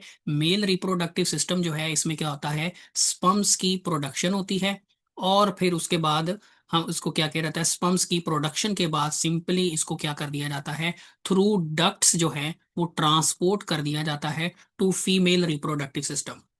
तो मेन फंक्शन जो है वो मेल रिप्रोडक्टिव सिस्टम का वो है स्पर्म्स की प्रोडक्शन करवाकर उसको ट्रांसपोर्ट कर देना टू फीमेल रिप्रोडक्टिव सिस्टम। अब स्पर्म्स की जो प्रोडक्शन है वो हमने पढ़ा था वो होती है सेमिनिफेरस ट्यूब्यूल्स में, और इस प्रोसेस को हम क्या नाम देते हैं, स्पर्म्स की प्रोडक्शन के अमल को हम क्या नाम देते हैं, डेट इज कॉल्ड स्पर्मेटोजेनेसिस। तो मेल रिप्रोडक्टिव सिस्टम, अगर हम दूसरे वर्डिंग में बात करें तो मेल रिप्रोडक्टिव सिस्टम जो है इसका फंक्शन होता है स्पर्मेटोजेनेसिस करना, स्पर्म्स की प्रोडक्शन करना। अब याद रखिएगा कि जो स्पर्मेटोजेनेसिस है, ये जो स्पर्म्स की प्रोडक्शन है, इसमें हार्मोन्स की जो है वो इन्वॉल्वमेंट बहुत ज्यादा होती है। विदाउट हार्मोन्स स्पर्म्स की प्रोडक्शन जो है वो हो ही नहीं सकती। अच्छा, अब इसको अगर हम सिलसिलावार जो है वो डिस्कस करें कि इस हार्मोन्स जो हैं ये फिर कहाँ से आएंगे, तो इसका जो सिलसिला है वो शुरू होता है जी हाइपोथैलेमस से। ठीक है, हाइपोथैलेमस क्या है, ये एक छोटा सा जो है वो स्ट्रक्चर होता है जो कि हमारे ब्रेन के अंदर जो है वो पाया जाता है। बेसिकली ये ब्रेन का ही एक पार्ट है हाइपोथैलेमस। यहाँ से हार्मोन्स की जो इन्वॉल्वमेंट है वो शुरू होगी। तो सबसे पहले क्या होगा कि जो हाइपोथैलेमस होगा वो एक हार्मोन सिक्रीट करेगा। हाइपोथैलेमस से, याद रखिएगा, हार्मोन्स की जो सिक्रीशन है उसका आगाज कहाँ से होगा, हार्मोन्स की सिक्रीशन का आगाज होगा हाइपोथैलेमस से। अच्छा, अब हाइपोथैलेमस जो है ये क्या करेगा, हाइपोथैलेमस एक हार्मोन सिक्रीट करेगा जिसको हम कहेंगे गोनेडोट्रोपिन रिलीजिंग हार्मोन। ठीक है, यहाँ पे मैं पूरा नेम भी मेंशन कर देता हूँ, गोनेडोट्रोपिन, ट्रॉफिक भी पढ़ सकते हैं, गोनेडोट्रोपिन रिलीजिंग हार्मोन। अच्छा, अब ये जो गोनेडोट्रोपिन रिलीजिंग हार्मोन है ये क्या करेगा, कहाँ से सिक्रीट हो रहा है, हाइपोथैलेमस से। ये क्या करेगा, ये जाकर जो है स्टिमुलेट करेगा, एक्टिवेट करेगा पिट्यूटरी ग्लैंड को। और याद रखिएगा हाइपोथैलेमस के बिल्कुल नीचे पिट्यूटरी ग्लैंड जो है वो मौजूद होता है, और ये ग्लैंड जो है ये भी ब्रेन के अंदर ही जो है वो वाकई होता है। अब ये जब पिट्यूटरी ग्लैंड को जो है वो एक्टिवेट करेगा, ठीक है, पिट्यूटरी ग्लैंड को एक्टिवेट करेगा, तो पिट्यूटरी ग्लैंड से दो हार्मोन्स जो हैं वो सिक्रीट होंगे। ठीक है, पिट्यूटरी ग्लैंड से दो हार्मोन्स जो हैं वो सिक्रीट होंगे। एक होगा जी FSH, फॉलिकल स्टिमुलेटिंग हार्मोन, और दूसरा होगा जी LH, date is luteinising hormone. अच्छा, अब ये जो FSH है ये बेसिकली कहाँ पे काम करेगा, FSH जो है ये बेसिकली काम करेगा इनसाइड सेमिनिफेरस ट्यूब्यूल्स। मतलब इसका जो फंक्शन होगा, ये हार्मोन जाकर inside seminiferous tubule function perform करेगा, जबकि ये वाला जो हार्मोन है ये आउटसाइड सेमिनिफेरस ट्यूब्यूल जो है, या बिटवीन सेमिनिफेरस ट्यूब्यूल जो है, ये फंक्शन जो है वो अपना परफॉर्म करेगा। सो अगर हम इनके फंक्शंस की बात करें, सबसे पहले क्या होगा, हाइपोथैलेमस से गोनाडोट्रोपिन लीजिंग हार्मोन सिक्रीट होगा, ये जाकर पिट्यूटरी ग्लैंड को स्टिमुलेट करेगा। पिट्यूटरी ग्लैंड के तीन पार्ट्स होते हैं, उसमें जो एंटीरियर पोर्शन होगा या एंटीरियर लोब होगा उसको जाकर जो है ये स्टिमुलेट करेगा, जिसके नतीजे में दो हार्मोन्स बनेंगे, FSH और LH। अच्छा, अब ये हार्मोन्स क्या करेंगे जाकर, अगर हम FSH हार्मोन की बात करें तो FSH हार्मोन जो है हमने कहा ये सेमिनिफेरस ट्यूब्यूल के अंदर जाकर काम करेगा। अब ये करेगा क्या, सबसे पहले ये क्या करेगा, जाकर स्टिमुलेट स्पर्मेटोजेनेसिस, स्पर्म्स की जो प्रोडक्शन का अमल है, स्पर्मेटोजेनेसिस, उसको क्या कर देगा, जाकर एक्टिवेट कर देगा, उसको स्टार्ट कर देगा। अब करेगा कैसे, बाय, ठीक है, अब करेगा कैसे, बाय एक्टिवेटिंग, या स्टिमुलेटिंग भी लिख सकते हैं, बाय एक्टिवेटिंग सर्टोलाई सेल्स। ठीक है, सर्टोलाई सेल्स। अच्छा, अब आप इनको कुछ इस तरह से समझ सकते हैं कि लेट्स से ये हमारे पास एक सेमिनिफेरस ट्यूब्यूल का फ्रंट वाला हिस्सा है। ठीक है, अब यहाँ पर ये हमारे पास जर्म सेल्स मौजूद हैं जो भी हमने ऊपर भी पढ़े थे, जिनसे आगे स्पर्मेटोगोनियम बनता है। तो इनके दरमियान ना कुछ बड़े से सेल्स भी जो है वो मौजूद होते हैं। अब ये जो सेल्स है ना, ये हमारे पास क्या है जी, ये हैं सर्टोलाई सेल्स। तो FSH हार्मोन क्या करता है, FSH हार्मोन जाकर सेमिनिफेरस ट्यूब्यूल्स में सर्टोलाई सेल्स को क्या कर देते हैं, स्टिमुलेट कर देते हैं। और ये जो सर्टोलाई सेल्स होते हैं ये फिर क्या करते हैं, डैट हेल्प, ये फिर आगे क्या करते हैं, that help in development of sperms. ये फिर आगे स्पर्म्स की डेवलपमेंट का बायस जो है वो बनते हैं, या आप कह लें स्पर्मेटोजेनेसिस का बायस जो है वो बनते हैं। ठीक है। अच्छा, उसके बाद अगर हम बात करते हैं सर्टोलाई सेल्स के बारे में मजीद, तो ये सर्टोलाई सेल्स जो हैं, एक तो ये स्पर्मेटोजेनेसिस करवाते हैं, इसके साथ साथ जो सर्टोलाई सेल्स हैं ये जो स्पर्म्स हैं उनकी नरिशमेंट का काम भी करते हैं। स्पर्म्स जो हैं या जो स्पर्माटिड्स हैं जो कि बाद में जो है स्पर्म्स के अंदर कन्वर्ट हो जाते हैं, उनकी नरिशमेंट का काम भी जो है वो करते हैं। तो एफएसएच जो है ये जाकर सर्टोलाई सेल्स को एक्टिवेट करेगा, और सर्टोलाई सेल्स जो हैं ये फिर क्या करेंगे, आगे स्पर्मेटोजेनेसिस का प्रोसेस एक्टिवेट करेंगे, और इसके नतीजे में जो स्पर्माटिड्स बनेंगे, जो स्पर्म्स बनेंगे, उनकी नरिशमेंट का काम भी जो है वो करेंगे। इसके अलावा अब अगर हम एलएच हार्मोन की तरफ आ जाएं, तो अगर आपको याद हो स्टूडेंट, मैंने बताया था ऊपर कि सेमिनिफेरस ट्यूब्यूल्स के दरमियान, लेट्स से ये दो सेमिनिफेरस ट्यूब्यूल्स हैं, तो इनके दरमियान हमने कहा था कुछ सेल्स होते हैं जिन्हें हम इंटरस्टिशियल सेल्स या लेडिंग सेल्स कहते हैं। तो ये जो एलएच हार्मोन होता है ये जाकर क्या करता है, ये स्टिमुलेट करते हैं लेडिंग सेल्स को या इंटरस्टिशियल सेल्स को। ठीक है, इंटरस्टिशियल सेल्स को ये स्टिमुलेट करते हैं, और जब ये सेल स्टिमुलेट होते हैं तो इनके स्टिमुलेट से क्या होता है, प्रोड्यूस टेस्टोस्टिरोन हार्मोन। तो इससे ये जो हार्मोन है इसकी जो है वो प्रोडक्शन जो है वो शुरू हो जाती है। और ये जो हार्मोन होता है ये क्या करता है, इट कॉज डेट कॉज, ठीक है, that cause growth and development of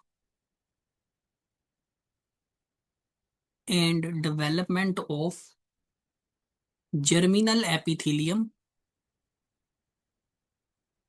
ठीक है, सेमिनिफेरस ट्यूब्यूल की जो वॉल है उसको कहते हैं जर्मिनल एपिथेलियम। ये उसकी डेवलपमेंट, उसकी ग्रोथ का बायस बनता है, क्योंकि उन्हीं से आगे जर्म सेल्स बनेंगे, और उन्हीं जर्म सेल्स की स्पर्मेटोजेनेसिस से फिर अल्टीमेटली चल के जो है वो स्पर्म्स बनेंगे। तो एफएसएच हार्मोन जो है ये सर्टोलाई सेल्स को क्या करता है, एफएसएच हार्मोन जो है ये सर्टोलाई सेल्स को स्टिमुलेट करता है।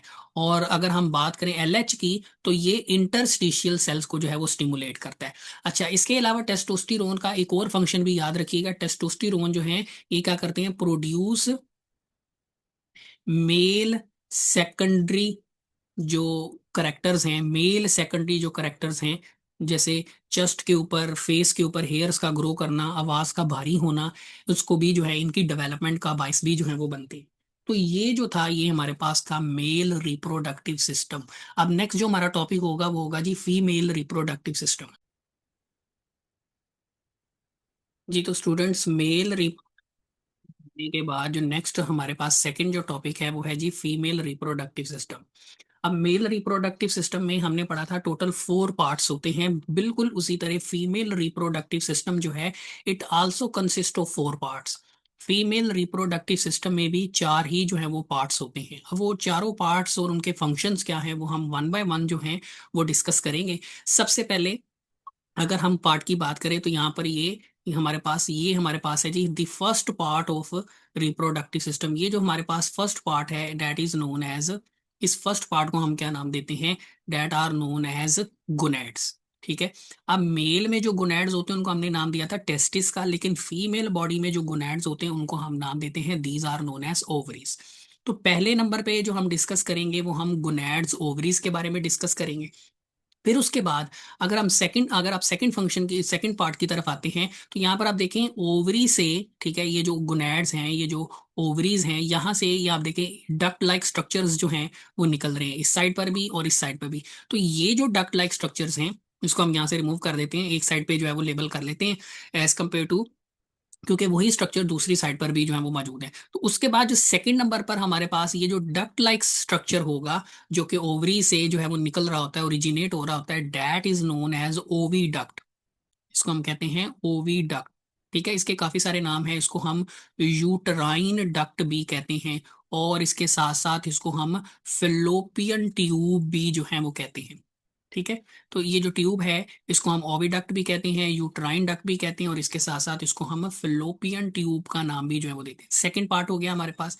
उसके बाद स्टूडेंट्स अगर हम थर्ड पार्ट की तरफ आए, तो जो थर्ड पार्ट अगर आप देखें, ये वाली जो ओविडक्ट है, ठीक है, ये जो ओविडक्ट है और ये जो ओविडक्ट है, ये सेंटर में आके जो है एक ये बड़े से स्ट्रक्चर के अंदर जो है ये ओपन होते हैं।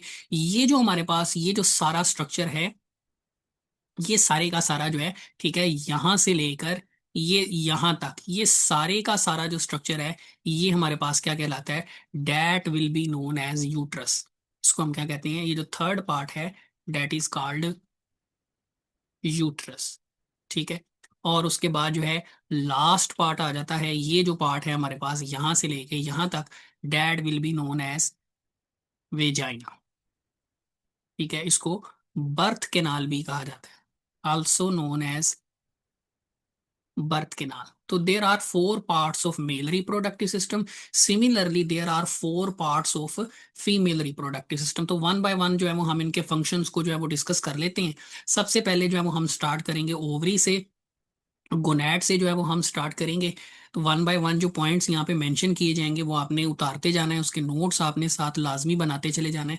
तो सबसे पहले अगर हम गोनैड्स की बात करें या ओवरीज की बात करें तो इनका जो फंक्शन है वो क्या है, ये प्रोड्यूस करेंगे ओवा को, ठीक है, या ओवम भी आप वर्ड यूज कर सकते हैं। एग की टर्म जो है वो यहाँ पर ज्यादा एक्यूरेट नहीं होगी, उसकी वजह है उसको हम आगे चल के पढ़ेंगे। तो ये एक तो ओवम या ओवा की प्रोडक्शन करेंगे, और दूसरा ये क्या करेंगे, हार्मोन्स की प्रोडक्शन भी ओवरीज जो है वो करेंगे। तो ओवरीज के जो है वो दो काम है, एक तो ओवम की प्रोडक्शन करना और दूसरा हार्मोन्स की प्रोडक्शन करना। ये ओवरीज जो हैं ये क्या करेंगी, ये हार्मोन्स भी बनाएंगी और इसके साथ साथ ओवम की प्रोडक्शन भी जो है वो करेंगी। अच्छा, दूसरा अगर हम इनकी लोकेशन की बात करें तो लोकेशन क्या है, अब देखिए ये जो सारे का सारा स्ट्रक्चर है ये यूट्रस है।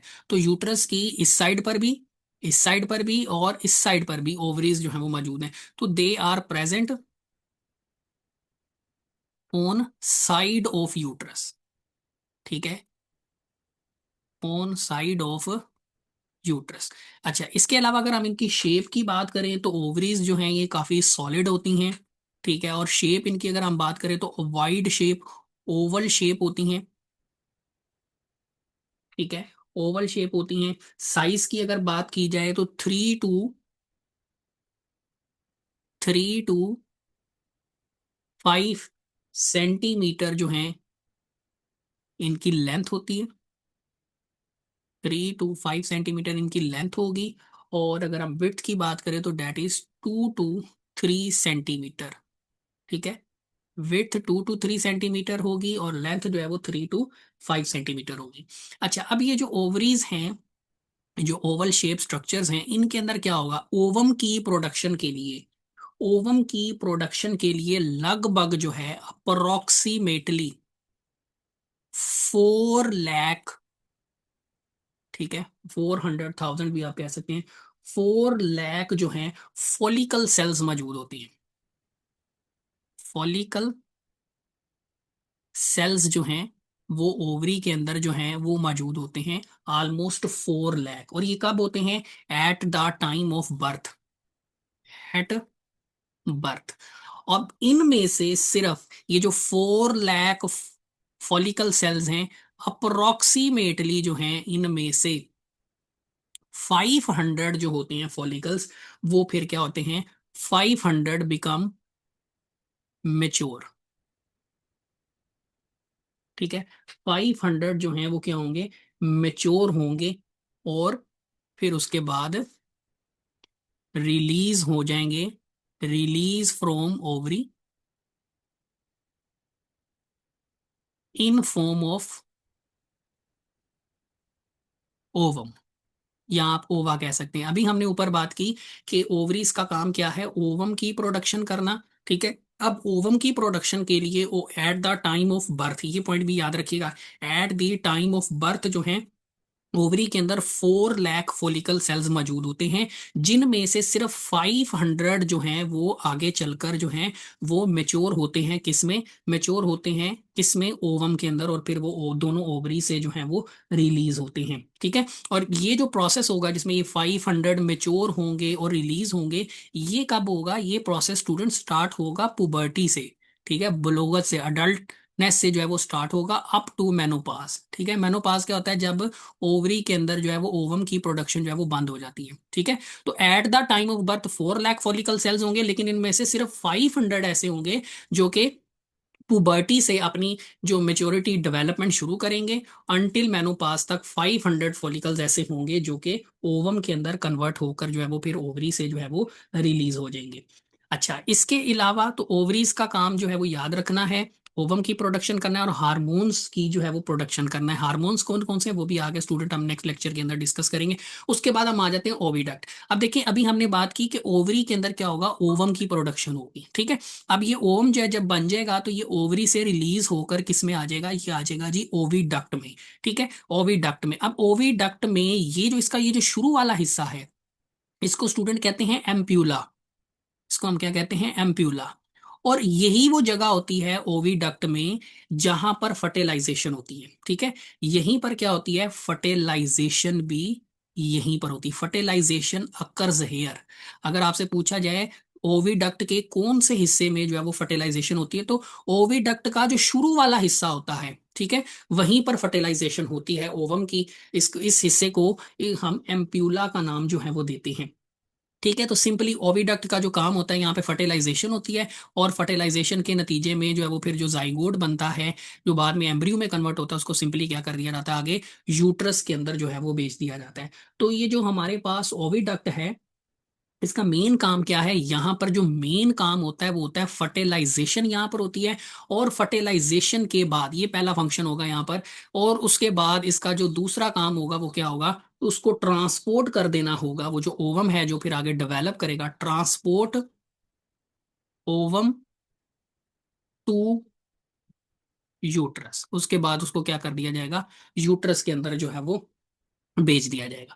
उसके बाद हम आते हैं जी तीसरे पार्ट की तरफ, डेट इज यूट्रस। अच्छा, यूट्रस की अगर हम बात करते हैं, इसकी अगर हम लेंथ की बात करते हैं, तो इसकी जो लेंथ होती है that is about 3 inches. Uterus की जो अगर हम लेंथ की बात करते हैं,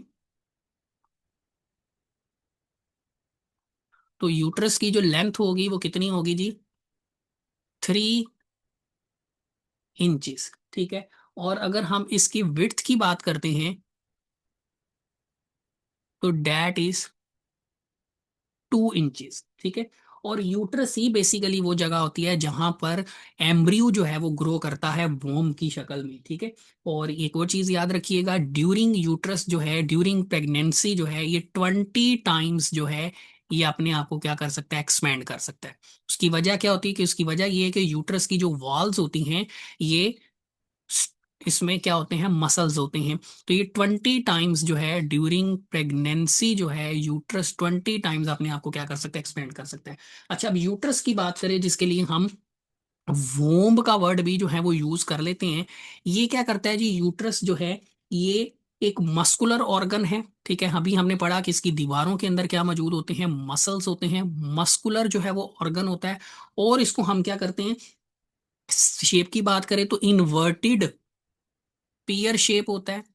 और इसको हम 3 हिस्सों में जो है वो डिवाइड करते हैं, डिवाइड इनटू 3 पार्ट्स। इसके जो है ना 3 पार्ट्स हैं। ये वाला जो पार्ट है ये इसका कहलाता है जी, डेट इज कॉल्ड फंडस। इस पार्ट को हम कहते हैं फंडस, ठीक है। यहीं पे चले मैं मेंशन कर देता हूँ, फंडस। ये वाला जो पार्ट है ये इसका कहलाता है जी, डेट इज कॉल्ड बॉडी, ठीक है, बॉडी। और फिर उसके बाद जो है वो इसका तीसरा पार्ट आ जाता है, ये जो यहाँ पे ये एक नैरो सी, ये जो नैरो सी लाइन, ये जो पार्ट है ये इसका कहलाता है जी सर्विक्स, ठीक है। ये एक बैरियर भी है बिटवीन यूट्रस की जो मेन बॉडी है और वेजाइना के दरमियान। तो ये 3 जो पार्ट्स हैं हमारे पास, फंडस, बॉडी और सर्विक्स, यहाँ पे हम चले लिख भी देते हैं। हमारे पास 3 पार्ट्स होते हैं यूट्रस के, फंडस, बॉडी और सर्विक्स, ठीक है। अच्छा, इसके अलावा अगर हम बात करते हैं इसकी लेयर्स की, तो यूट्रस की जो लेयर्स हैं, यूट्रस की जो वॉल है, यूट्रस वॉल हैज 3 लेयर्स। इसमें ना 3 लेयर्स होती हैं। जो बाहर वाली लेयर होती है, सबसे बाहर वाली लेयर, उसको हम कह रहे हैं, कहते हैं पेरीमेट्रियम, पेरीमेट्रियम। इसके बाद जो सेकंड नंबर पे आएगी, मिडल में जो आएगी, डेट इज कॉल्ड मायोमेट्रियम। यहाँ पर जो है वो मसल्स मौजूद होंगे। और उसके बाद लास्ट पे हमारे पास आ जाएगी, डेट इज एंडोमेट्रियम, ठीक है, जो इनसाइड मौजूद होगी, एंडोमेट्रियम, ठीक है। अच्छा, वन बाय वन अगर हम इन वॉल्स की जो फंक्शंस हैं या इनकी कंपोजिशन की अगर हम बात करें, तो जो पेरीमेट्रियम है, ठीक है, ये क्या है, it is simply outer most layer है, किसकी, यूट्रस की। मायोमेट्रियम की अगर हम बात करें, तो इसके अंदर ये क्या है, थिक मस्कुलर लेयर है, क्योंकि इसके अंदर क्या मौजूद होते हैं, मसल्स जो हैं वो मौजूद होते हैं। अब मसल्स कौन से होते हैं, तो वो हमारे पास होते हैं जी स्मूथ मसल्स, ठीक है। स्मूथ मसल्स जो हैं वो यहाँ पर मौजूद होती हैं। Smooth muscles are present in the wall of uterus. उसके बाद अगर हम एंडोमेट्रियम की बात करें तो एंडोमेट्रियम जो है ये सबसे अंदर वाली और नाजुक तरीन जो है स्पोंजी जो है वो लेयर होती है, ठीक है, इनर स्पोंजी लेयर। और ये करती क्या है, यहाँ ये वो जगह होती है जहां पर जब फर्टिलाइजेशन हो जाती है, फर्टिलाइजेशन कहाँ पर होती है, ओविडक्ट के पहले हिस्से में जिसको हम एम्प्यूला का नाम देते हैं। तो फर्टिलाइजेशन के बाद जो एम्ब्रियो होता है वो आकर यहीं पर इम्प्लांट होता है, एम्ब्रियो इम्प्लांट हेयर। यहीं पर आकर एम्ब्रियो जो है वो अपने आप को क्या करता है, इम्प्लांट करता है, ठीक है। सो ओवरऑल अगर हम देखें तो यूट्रस का जो मेन फंक्शन है वो क्या होता है, यूट्रस का जो मेन फंक्शन है to receive, retain and nourish, ठीक है, एम्ब्रियो। या इसको आप डेवलपिंग ओवम भी कह सकते हैं, क्योंकि ओवम की जब फर्टिलाइजेशन होती है तो उसको हम जाइगोट में कन्वर्ट होता है, जाइगोट से वो एम्ब्रियो में कन्वर्ट होता है, तो इसके लिए हम डेवलपिंग ओवम की टर्म भी जो है वो यूज कर सकते हैं। तो ये हमारे पास जो है वो यूट्रस का मेन फंक्शन है कि यूट्रस ने जो है वो सिंपली क्या करना है, एम्ब्रियो को रिसीव करना है, उसको अपने अंदर रिटेन करना है, इम्प्लांट करना है, और फिर उसके आगे जो है वो डेवलपमेंट करवानी है अप टू बेबी। अच्छा, उसके बाद अगर हम बात करते हैं तीसरे पार्ट की, सर्विक्स की, ठीक है, मैं यहाँ पे सर्विक्स का फंक्शन जो है वो यहाँ पे लिख रहा हूँ। सर्विक्स की, तो सर्विक्स जो है ये बेसिकली एक नैरो सी जो है वो एक ट्यूब होती है, एंट्रेंस होती है बिटवीन यूट्रस और वेजाइना जो है, ठीक है। और इट इज, और ये आमतौर पर मुश्तमिल होती है, इट इज ब्लॉक्ड बाय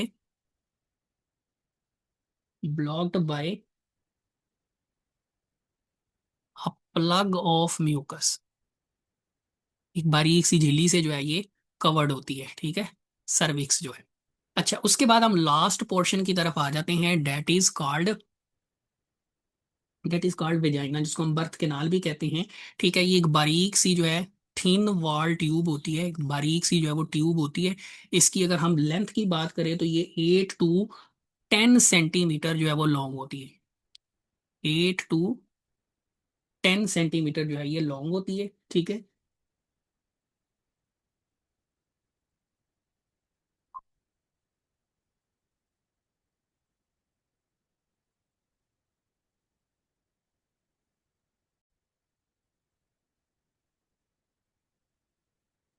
जी, तो स्टूडेंट्स नेक्स्ट हम मेन टॉपिक जो है वो कवर करेंगे, डेट इज मेंस्ट्रुअल साइकिल, जिसको हम फीमेल रिप्रोडक्टिव साइकिल भी कहते हैं।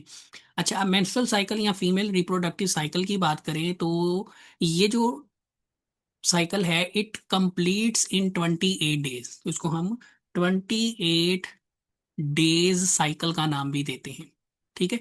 अच्छा, अब इस प्रोसेस के दौरान होता क्या है, इस प्रोसेस के दौरान बहुत सारी जो है वो many, during this cyclic process क्या होता है, मैनी स्ट्रक्चरल एंड फिजियोलॉजिकल या फंक्शनल चेंजेस भी आप लिख सकते हैं, फिजियोलॉजिकल चेंजेस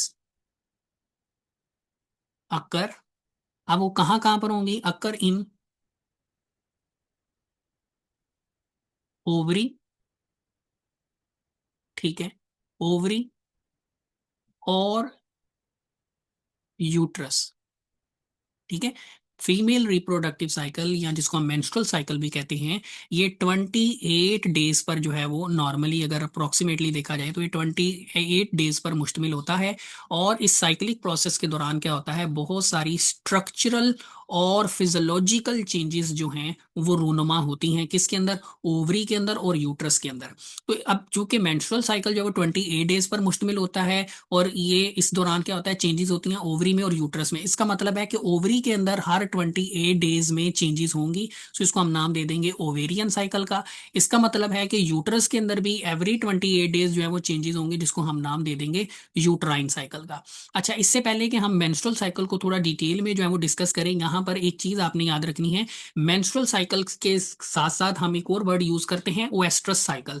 तो याद रखिएगा अब इन दोनों में स्टूडेंट डिफरेंस क्या होता है, जो मेंस्ट्रुअल साइकिल होता है ये होता है जी ह्यूमन फीमेल्स में, menstrual cycle occur in human females, जबकि जो एस्ट्रस साइकिल होता है it occur in females except humans, ठीक है। ह्यूमंस के अलावा जो दूसरे जो मैमल फीमेल्स हैं उनके अंदर जो है हम टर्म यूज करते हैं, वो हम कौन सी टर्म यूज करते हैं, डेट इज ओएस्ट्रस साइकिल। ठीक है, इसके अलावा सेकंड डिफरेंस याद रखिएगा कि ओएस्ट्रस साइकिल में जो है, मेंस्ट्रुअल साइकिल में जो है, यहाँ पर जो ओवुलेशन होती है, ovulation is under hormonal control. Hormones की इन्वॉल्वमेंट होगी ओवुलेशन में। जबकि जो अदर फीमेल्स होती हैं एक्सेप्ट जो ह्यूमंस हैं, उनमें जो ओवुलेशन है उसके लिए हार्मोन्स नहीं बल्कि फॉर ओवुलेशन फिजिकल जो मीटिंग है वो इन्वॉल्व होती है। ठीक है, या वो रिक्वायर्ड होती है फिजिकल मीटिंग। तो मेंस्ट्रुअल साइकिल जो कि 28 डेज पर मुश्तमिल एक साइकिल है, इस साइकिल के दौरान, इस प्रोसेस के दौरान क्या होता है, बहुत सारी स्ट्रक्चरल और फिजियोलॉजिकल, या आप कह लें बहुत सारी स्ट्रक्चरल और फंक्शनल चेंजेस जो हैं वो होती हैं। अब कहाँ पर होती हैं, एक होती है ओवरी के अंदर जिसको हम ओवेरियन साइकिल का नाम दे देते हैं, और दूसरी हो रही होती है यूट्रस के अंदर जिसको हम यूट्राइन साइकिल का नाम दे देते हैं। फिर हमने पढ़ा कि मेंस्ट्रुअल साइकिल के साथ साथ हम एक और टर्म यूज करते हैं जिसको हम वेस्ट्रस साइकिल कहते हैं। मेंस्ट्रुअल साइकिल जो है ये बेसिकली हम ह्यूमन फीमेल्स के अंदर ये टर्म यूज करते हैं, लेकिन ह्यूमन फीमेल्स के अलावा जो बाकी अदर जो मैमल फीमेल्स हैं उनमें हम वेस्ट्रस साइकिल की टर्म यूज करते हैं। सेकंड डिफरेंस हमने पढ़ा कि ड्यूरिंग मेंस्ट्रुअल साइकिल जो है वो ओवुलेशन जो है, ओवुलेशन क्या होता है, ओवरी से ओवम का रिलीज होना। ठीक है, release of ovum from ovary is called ovulation. और ओवुलेशन के लिए जो है वो ह्यूमन फीमेल्स में अगर देखा जाए तो वो अंडर हार्मोन जो है ये सारा प्रोसेस हो रहा होता है। जबकि जो अदर मैमल फीमेल्स हैं उनमें जो ओवम ओवुलेशन जो है या ओवम की जो सिक्रीशन है वो किसके अंडर कंट्रोल होती है, डेट रिक्वायर्ड फिजिकल मेटिंग। तो ये आपने चीजें जो है वो याद रखनी है। अब नेक्स्ट अगर हम देखें तो जैसा कि हमने कहा कि ड्यूरिंग मेंस्ट्रुअल साइकिल जो है वो दो जगहों पर चेंज आ रहा होता है। एक चेंज आ रहा होता है ओवरी के अंदर, और सेकंड जो चेंज आ रहा होता है वो आ रहा होता है यूट्रस के अंदर। ठीक है, अब ओवरी में जो चेंज है वो कौन सा आता है, देखिए जी, ओवरी में जितनी भी चेंजेस आती हैं वो बेसिकली आ रही होती हैं for the production of, ovary में जितनी भी चेंजेस आएंगी वो किस लिए आएंगी, फॉर प्रोडक्शन ऑफ ओवम। ठीक है, ओवम की प्रोडक्शन के लिए जो है वो चेंजेस आएंगी। अब हर 28 डेज में ये प्रोसेस जो है वो रिपीट होगा जिसको हम ओवेरियन साइकिल कहेंगे। अब ओवरी में कौन कौन सी चेंजेस आएंगी वो हमने यहाँ पर एक डायग्राम की शक्ल में यहाँ पे जो है वो ड्रा किया हुआ है। लेकिन हम क्या करेंगे उसको, अगर हम इस डायग्राम को थोड़ा सा डिटेल में पढ़ें तो मेंस्ट्रुअल साइकिल याद रखिएगा इसके दो पार्ट्स हैं। पहला जो पार्ट है that is known as ovarian cycle. ठीक है, जो कि बेसिकली कहाँ पर हो रहा होता है, ओवरी के अंदर जो है वो हो रहा होता है। ठीक है, और सेकंड जो हमने पढ़ना है वो है यूट्राइन साइकिल। मेन जो है वो यहाँ पर ओवेरियन साइकिल है कि आखिर ओवरी के अंदर एग की प्रोडक्शन जो है वो कैसे होती है। तो यहाँ पर अगर आप देखें तो यहाँ पर हमने अगर फीमेल रिप्रोडक्टिव सिस्टम आपको याद हो तो हमने वहां पे पढ़ा था कि at the time of birth जो है, at the time of birth जो है बहुत सारे फॉलिकल्स, ऑलमोस्ट हमने पढ़ा था 4 लाख फॉलिकल्स जो हैं वो मौजूद होते हैं। कहाँ पर, ओवरी के अंदर जो है वो मौजूद होते हैं, जिनमें से फिर कुछ फॉलिकल्स ही जो है वो आगे क्या करते हैं, डेवलप कर पाते हैं। तो लेट्स से अगर यहाँ पर हमारे पास 4 लाख के करीब यहाँ पर अगर हमारे पास फॉलिकल्स मौजूद हैं तो ड्यूरिंग डेवलपमेंट कुछ ही फॉलिकल्स जो होंगे वो क्या करेंगे, डेवलप करेंगे। ठीक है, अब उनमें से भी क्या होगा, एट वन टाइम जो है वो सिर्फ एक ही फॉलिकल की डेवलपमेंट करवाई जाएगी, बाकी जो फॉलिकल्स होंगे उनको क्या कर दिया जाएगा, खत्म कर दिया जाएगा। एक प्रोसेस जिसको हम कहते हैं फॉलिकल एट्रीशिया। तो यहाँ पर लेट्स से ये हमारे पास है 4 लाख फॉलिकल्स जो है वो मौजूद है। इन 4 लाख फॉलिकल्स में से क्या होगा, सिर्फ कुछ फॉलिकल्स ही जो हैं, अगर मैं यहाँ पे इसको दोबारा अगर आप देखें तो यहाँ पर 4 लाख लेट से यहाँ पे फॉलिकल्स मौजूद हैं। तो जैसे ही पुबर्टी आएगी तो क्या होगा, इन 4 लाख फॉलिकल्स में से चंद फॉलिकल्स डेवलप करना शुरू कर देंगे। लेकिन हमने याद रखना है कि एक टाइम में, वन टाइम में सिर्फ एक ही फॉलिकल को क्या किया जाता है, फर्दर डेवलप किया जाता है। लेट्स से जी ये हमारे पास है वो फॉलिकल जिसको डेवलप करना है। ठीक है, अब इस फॉलिकल के अंदर आप देखें, फॉलिकल क्या है, ये जो आपको साइड पे ये जो सेल्स की कवरिंग नजर आ रही है इसको हम कहते हैं फॉलिकल। अब इस फॉलिकल के अंदर ये जो आपको ऑरेंज कलर का एक स्ट्रक्चर नजर आ रहा है, इस फॉलिकल के अंदर बेसिकली क्या मौजूद है, इस फॉलिकल के अंदर मौजूद होता है प्राइमरी oocyte जो है वो इसके अंदर मौजूद होता है, ठीक है।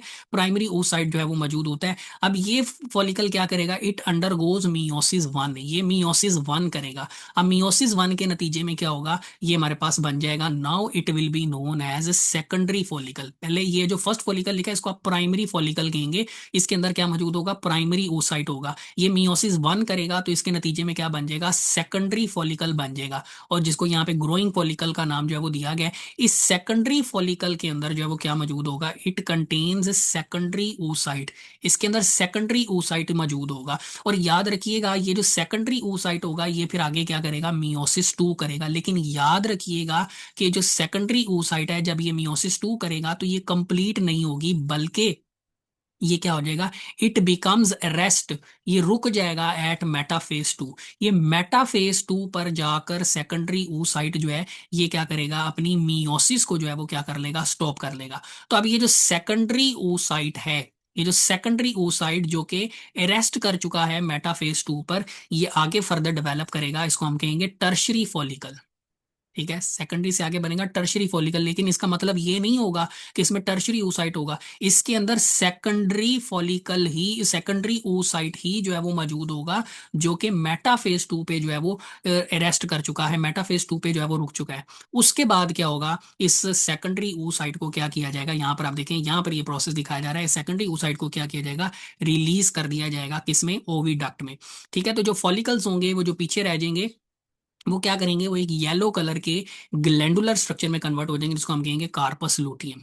ये कार्पस लूटियम क्या करेगा, ये एक हार्मोन सिक्रीट करेगा जिसको हम कहेंगे प्रोजेस्टिरोन हार्मोन। ठीक है, जो आगे सारे प्रोसेस को जो है वो सुपरवाइज करेगा, आगे चल के हम इसको डिस्कस करेंगे। तो जब ये सेकेंडरी oocyte जो है ये रिलीज होगा ओवरी से, तो इस प्रोसेस को हम स्टूडेंट क्या नाम देंगे, डेट इज कॉल्ड ओवुलेशन। तो ये वो चेंजेस हो रही होती हैं ओवरी के अंदर जो हर 28 डेज में जो है वो रिपीट होंगी, जिसके नतीजे में हर बार जो है वो क्या होगा, एक सेकेंडरी oocyte जो है उसको क्या किया जाएगा, रिलीज किया जाएगा इनटू ओविडक्ट। अच्छा, अब ये जो सेकेंडरी oocyte है, जिसको हम ओवम भी कहते हैं, ये जो सिक्रीट होगा ओविडक्ट के अंदर, इसकी अगर हम कंपोजिशन देखें तो ये जो सेकेंडरी oocyte होगा, अगर मैं इसको सिंपल यहाँ पे बनाऊं, लेट्स से जी ये हमारे पास है सेकेंडरी oocyte। ठीक है, साथ में पोलर बॉडी भी होगी।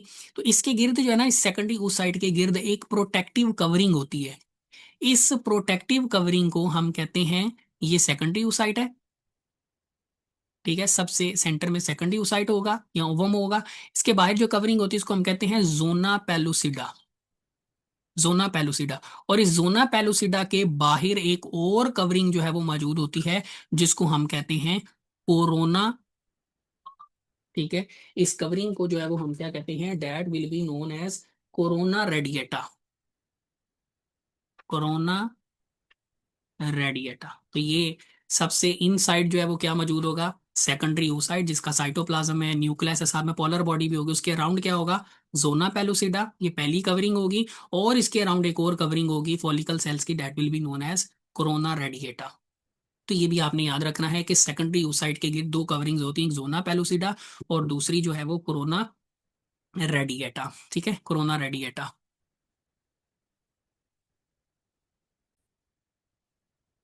स्टूडेंट, हम मेंस्ट्रुअल साइकिल की अगर फेजेस की बात करें तो मेंस्ट्रुअल साइकिल जो है ना, इसकी टोटल 4 फेजेस होती हैं। It is divided into 4 phases. अब वो 4 फेजेस जो है वो कौन कौन सी हैं, तो उसमें जो पहली फेज होती है उसे हम कहते हैं फोलिकुलर फेज। जो फर्स्ट फेज है उसको हम क्या नाम देते हैं, that is called follicular phase. अच्छा, अब ये जो फोलिकुलर फेज है ये फर्स्ट डे से लेकर जो है वो 13 डेज तक जो है वो होती है। हमने कहा था मेंस्ट्रुअल साइकिल टोटल 28 डेज का होता है, तो उसमें जो पहले 13 डेज हैं उसको हम क्या नाम देते हैं, फोलिकुलर फेज। अब इस फोलिकुलर फेज में क्या होता है, फोलिकल्स की डेवलपमेंट होती है। अगर हम मोटा मोटा फंक्शन यहाँ पे लिखें तो फोलिकुलर फेज के अंदर क्या होता है, फोलिकल्स की जो है वो क्या होती है, डेवलपमेंट होती है। ठीक है, फोलिकल्स की डेवलपमेंट होती है। और ये डेवलपमेंट कहाँ तक होती है, अप टू सेकेंडरी oocyte। अगर हम एग्जैक्ट पॉइंट लिखे तो अप टू सेकेंडरी oocyte। ठीक है, अगर मैं यहाँ पे डायग्राम के अंदर जो भी हमने डिस्कस किया थोड़ी देर पहले, इस डायग्राम में अगर आप देखें तो हमारे पास यहाँ से जो है वो हमने फॉलिकल्स की डेवलपमेंट का आगाज किया था, और हमने कहाँ तक डिस्कस किया इसको, हमने स्टूडेंट यहाँ तक जो है वो इसको डिस्कस किया। तो ये जो सारा प्रोसेस है, इसमें 13 डेज, ऑलमोस्ट 13 डेज जो है वो रिक्वायर्ड होते हैं। तो ये जो फेज है जिसमें हमने फॉलिकल्स की डेवलपमेंट पढ़ी अप टू सेकंड यूसाइड, इसको हम क्या नाम देंगे, ये हमारे पास कौन सी फेज होगी, that is known as follicular phase. ये हमारे पास थी फोलिकुलर फेज। अच्छा, फोलिकुलर फेज के बाद जो हमारे पास सेकंड फेज आ जाती है, फोलिकुलर फेज के बाद जो सेकंड फेज आ जाती है वो हमारे पास होती है ओवुलेशन फेज। ठीक है। अब ओवुलेशन फेज जैसा कि नाम से ही जाहिर है, ठीक है। अब देखिए यहाँ पे सेकेंडरी oocyte के बाद यहाँ पे क्या हुआ, अगला प्रोसेस क्या हुआ कि उस सेकेंडरी oocyte को क्या कर दिया गया, रिलीज कर दिया गया। तो सेकंड जो फेज है, ठीक है, यहां से लेकर यहां तक, ये हमारे पास कौन सी फेज है, डेट इज ओवुलेशन फेज। पहले फोलिकुलर फेज हमने पढ़ी, यहां से लेकर जिसमें फॉलिकल्स की डेवलपमेंट होती है। उसके बाद क्या होता है, जब डेवलपमेंट कंप्लीट हो जाती है तो सेकेंडरी oocyte को, ओवम को क्या किया जाता है, सिक्रीट कर दिया जाता है। इस फेज को हम क्या कहते हैं, ओवुलेशन फेज। और ये आमतौर पर कब होती है, एट 14 डे पर जो है वो होती है, 14 डे पर जो है वो होती है। और इसमें क्या होता है स्टूडेंट, 14 डे पर क्या होता है, जो एग होता है, ओवम, सॉरी, ओवम जो होता है, या ओवा जिसको हम कह सकते हैं, या सेकेंडरी oocyte जो होता है, ठीक है, जो पिछली फेज में बना था, उसको क्या किया जाता है, रिलीज कर दिया जाता है फ्रॉम ओवरी। उसको ओवरी से जो है वो क्या कर दिया जाता है, रिलीज कर दिया जाता है। फिर अगर आपको याद हो तो हमने पढ़ा तीसरी जो फेज, आप देखें इसके बाद क्या होगा, जो फॉलिकल्स होंगे, ये जो टर्शरी फॉलिकल्स होंगे जिसको हम ग्राफियन फॉलिकल भी कहते हैं, ये किस में कन्वर्ट हो जाते हैं, येलो कलर के स्ट्रक्चर में कन्वर्ट हो जाते हैं। इसको हम क्या नाम देते हैं, कार्पस लूटियम, जो प्रोजेस्टिरोन सिक्रीशन शुरू। तो ओवुलेशन के बाद जो हमारे पास स्टूडेंट जो नेक्स्ट फेज होती है ना, इसको हम कहते हैं लूटियल फेज। ठीक है, इसको हम क्या नाम देते हैं, that is known as luteal phase. और ये जो फेज होती है ना स्टूडेंट, ये आमतौर पे स्टार्ट होती है 15 डे से ही शुरू होती है, और ये 28 डेज तक जो है वो जाती है, 28 डेज तक जो है वो जाती है लूटियल फेज। अच्छा, अब ये जो लूटियल फेज है 15 to 28 डेज तक, इसमें क्या होता है जी, कार्पस लूटियम जो है वो बनता है। ठीक है, कार्पस लूटियम जो है वो बनता है। यहां पर अगर हम फंक्शन मेंशन करें तो कार्पस लूटियम बनता है, और प्रोजेस्टिरोन की जो है वो सिक्रीशन होती है। स्टूडेंट अभी हम ये ओवरऑल जनरल पढ़ रहे हैं, अभी हम जो आगे हार्मोन्स जो इन्वॉल्व होंगे यहाँ पर वो भी हमने डिस्कस करने हैं according to the textbook. ठीक है, कार्पस लूटियम जो है वो क्या करता है, प्रोजेस्टिरोन हार्मोन को जो है वो क्या करता है, सिक्रीट करता है। उसके बाद हमारे पास जो नेक्स्ट फेज होती है वो होती है मेंस्ट्रुएशन फेज। ठीक, मेंस्ट्रुएशन फेज। अच्छा, अब ये जो मेंस्ट्रुएशन फेज होती है, ये जो है ये कितने दिन तक जारी रहती है, इसमें मेंस्ट्रुएशन होती है, ये कितने दिन तक जारी रहती है, लास्ट फॉर 3 to 7 डेज। ठीक है, 3 to 7 डेज। अच्छा, अब आप सोच रहे होंगे कि ये 1 से 13 डेज तक तो फॉलिकुलर फेज है, फिर 14 डे पे ओवुलेशन है, 15 to 28 डेज तक जो है वो लूटियल फेज है। तो ये मेंस्ट्रुएशन फेज के 3 to 7 डेज जो हैं, ये कहाँ पर ऐड होंगे, ये अगर ऐड करें तो ये तो 28 डेज से जो है वो ज्यादा बन जाएंगे।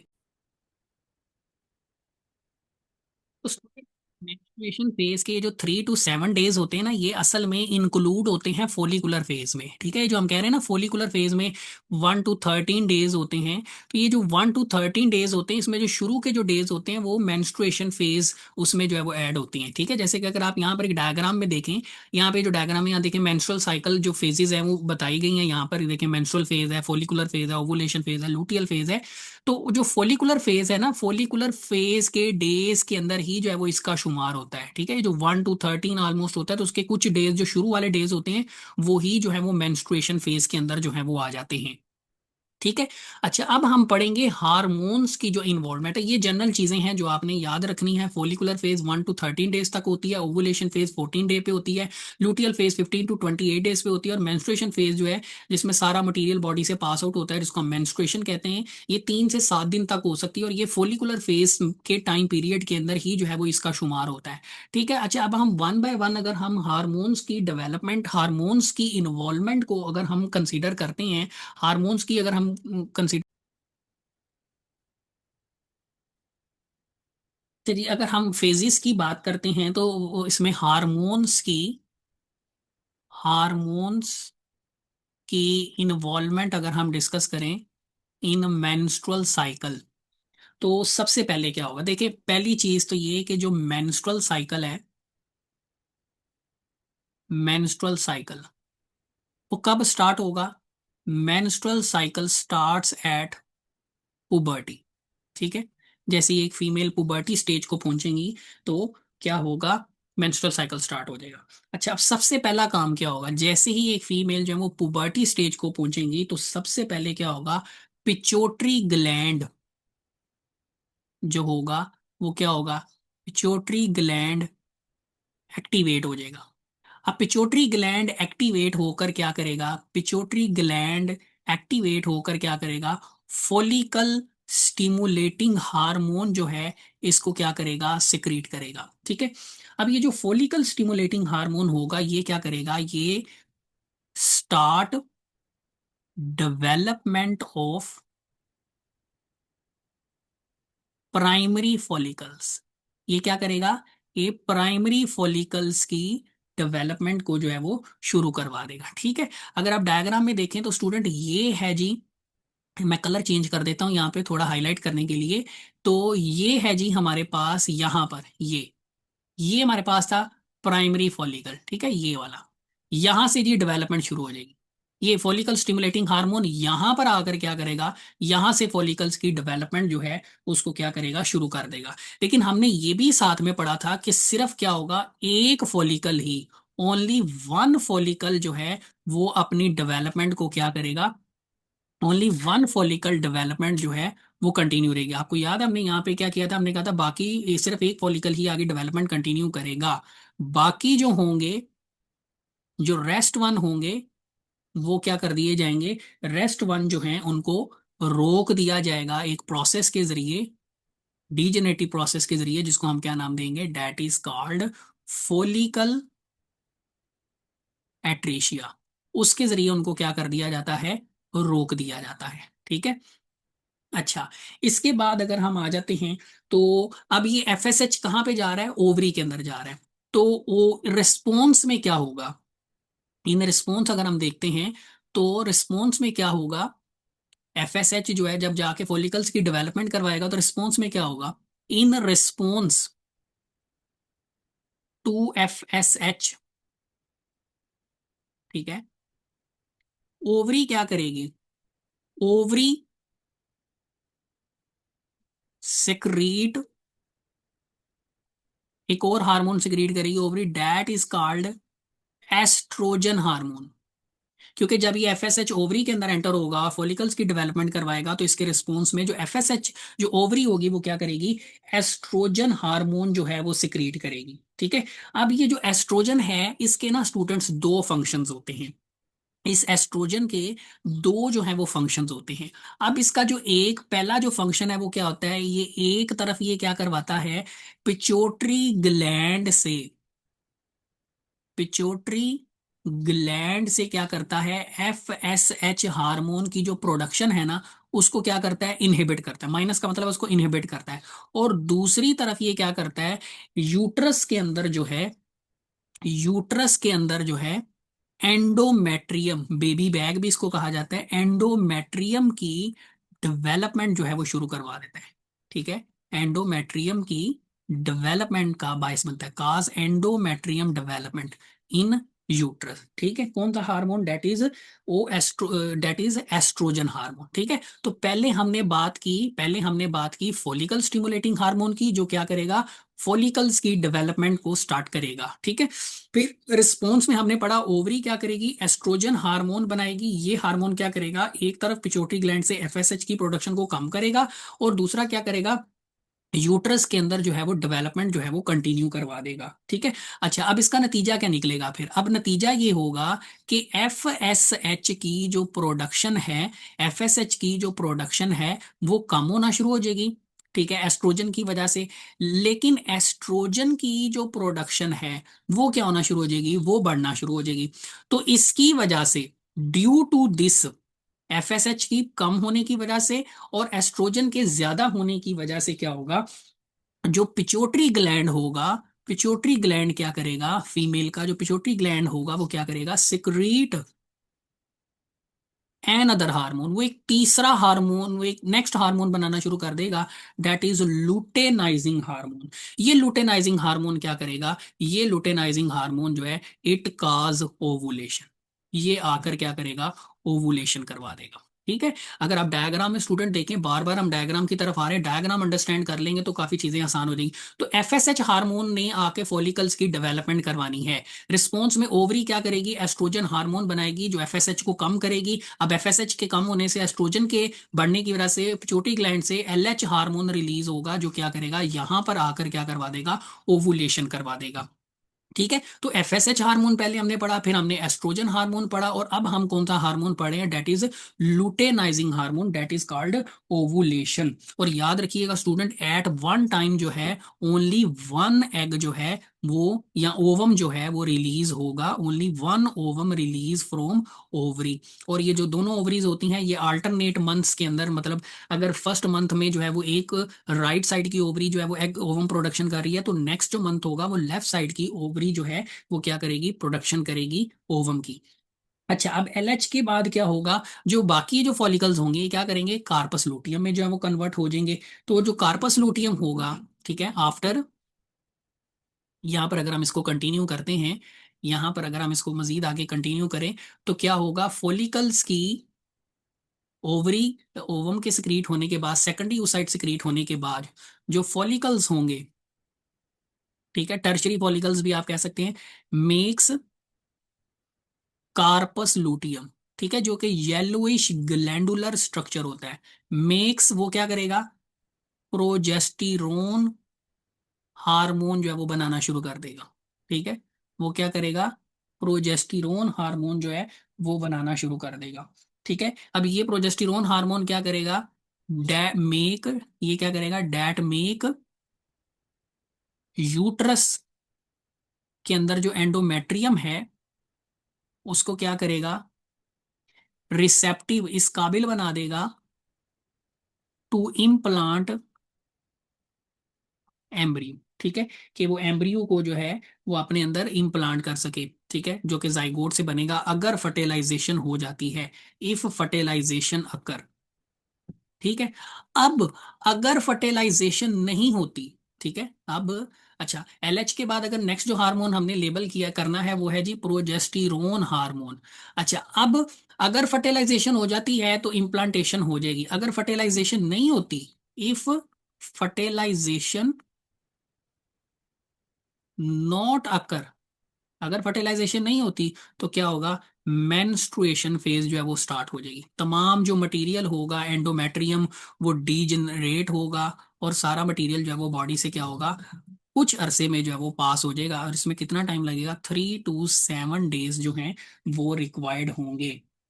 ठीक है, 3 to 7 8 डेज जो है वो रिक्वायर्ड होंगे। अच्छा, यहाँ पर अगर आप देखें तो हमारे पास ये कुछ एक चार्ट जो है वो यहाँ पर दिया गया है, तो यहाँ पर ये मुख्तलिफ हार्मोन्स हैं। अब देखिए, हमने 4 हार्मोन्स लेबल किए, एफएसएच हार्मोन हमने किया, फिर एस्ट्रोजन हमने डिस्कस किया, फिर एलएच हार्मोन हमने डिस्कस किया, और फिर उसके बाद हमने प्रोजेस्टिरोन डिस्कस किया। याद रखिएगा, एफएसएच हार्मोन और एलएच हार्मोन ये पिट्यूटरी ग्लैंड जो है वो बनाता है, एस्ट्रोजन जो है ये ओवरी सिक्रीट करती है, और प्रोजेस्टिरोन जो है ये इसमें मौजूद कार्पस लूटियम से जो है वो सिक्रीट होता है। ठीक है, और ब्लीडिंग जो है वो कब होती है, ब्लीडिंग होती है ड्यूरिंग मेंस्ट्रुएशन फेज। ठीक है, ब्लीडिंग का प्रोसेस कब होता है, ड्यूरिंग मेंस्ट्रुएशन फेज। अब हमने पढ़ा था कि जब मेंस्ट्रुअल साइकिल चलता है तो दो जगहों पर चेंजेस आती हैं, ओवरी के अंदर चेंज आती है जिसको हम ओवेरियन साइकिल कहते हैं, और दूसरा जो है वो चेंज आ रही होती है यूट्रस के अंदर एंडोमेट्रियम की फॉर्मेशन, जिसको हम यूट्राइन साइकिल कहते हैं। तो ये डेज के साथ साथ यहाँ पे डेज मेंशन किए गए, 28 डेज में ओवरी के अंदर जो चेंजेस आ रही होती हैं वो डिस्कस की गई हैं, और साथ ही साथ डायग्राम में जो एंडोमेट्रियम के अंदर चेंजेस आ रही होती हैं वो भी यहाँ पर डिस्कस की गई हैं। आमतौर पर हम जो है वो स्टार्ट करते हैं, डेज की काउंटिंग स्टार्ट करते हैं फोलिकुलर फेज से, लेकिन आमतौर पे जो मेंस्ट्रुअल साइकिल है उसकी जो काउंटिंग है वो स्टार्ट होती है मेंस्ट्रुएशन से, मतलब ब्लीडिंग जिस दिन से शुरू होगी that will be called the first day of menstrual cycle. तो हम मेंस्ट्रुएशन साइकिल के डे से हम मेंस्ट्रुअल साइकिल जो है उसकी काउंटिंग शुरू करते हैं। इसलिए जब चूंकि मेंस्ट्रुएशन फेज जो है देखा जाए तो यही हमारे पास डे 1 कंसीडर होता है, इसलिए मेंस्ट्रुएशन से ही हम इसको नाम देते हैं मेंस्ट्रुअल साइकिल का। ठीक है, अच्छा, मेंस्ट्रुअल साइकिल जो है ये कब तक चलता है, तो ये ऑलमोस्ट चलता है according to medical point of view. अगर हम देखें तो ये 40 एज तक जो है वो एक फीमेल में चलता है, उसके बाद जो है ये क्या हो जाता है, स्टॉप हो जाता है, और इस कंडीशन को हम क्या नाम देते हैं, दैट इज नोन एज मेनोपास। ठीक है, इसका मतलब है कि आफ्टर जो 40 डेज हैं, आफ्टर 40 एज जो है वो एक फीमेल जो है उसमें ओवम की जो प्रोडक्शन है वो बंद हो जाती है। अच्छा, अब ये 28 डेज हमने मेंशन तो किए हैं, लेकिन याद रखिएगा कुछ पैरामीटर्स हैं, जैसे मेल नरिशमेंट है, ठीक है, मेल नरिशमेंट है, या इवन जो स्ट्रेस है उसकी वजह से मेंस्ट्रुअल साइकिल डिस्टर्ब हो सकता है, जिससे ये डेज जो हैं ये डिस्टर्ब हो सकते हैं, ये कम भी हो सकते हैं और ये ज्यादा भी जो है वो हो सकते हैं। ठीक है, तो ये हमारे पास जो है वो एक टॉपिक था। इसके बाद हम नेक्स्ट जो टॉपिक स्टार्ट करने जा रहे हैं वो है जी हमारे पास सेक्सुअली ट्रांसमिटेड डिजीज। जी तो स्टूडेंट्स, नेक्स्ट जो हमने टॉपिक स्टार्ट करना है, लास्ट टॉपिक है जी सेक्सुअली ट्रांसमिटेड डिजीजेस। तो इसमें हमने क्या करना है, टोटल 4 डिजीजेस जो हैं वो हमने कवर करनी है।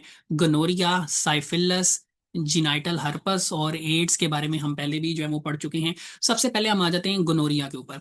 देखिए, गोनोरिया जो है ना, ये जो बीमारी है ये बेसिकली एक बैक्टीरिया की वजह से होती है, that is actually a gram positive bacteria. ठीक है, ग्राम पॉजिटिव बैक्टीरिया, और ये जो ग्राम पॉजिटिव बैक्टीरिया है इसका नाम है जी, that is known as Neisseria, Neisseria gonorrhoeae. ठीक है, निसीरिया गनोरिया। ठीक है। अच्छा, अब इसमें होता क्या है, इस डिजीज के अंदर होता ये है, जो मेन पार्ट्स अफेक्टेड होते हैं मेल के अंदर अगर हम देखें तो पेन होगी, पेन होगी ड्यूरिंग, ठीक है, कलर हम चेंज कर लेते हैं थोड़ा सा, क्या होगा जी इसमें, पेन होगी, मेल के अंदर क्या होगा, पेन ड्यूरिंग यूरिनेशन। ठीक है, यूरिन प्रोडक्शन के दौरान क्या होगा, पेन होगी, और इसके साथ साथ क्या होगा, म्यूकस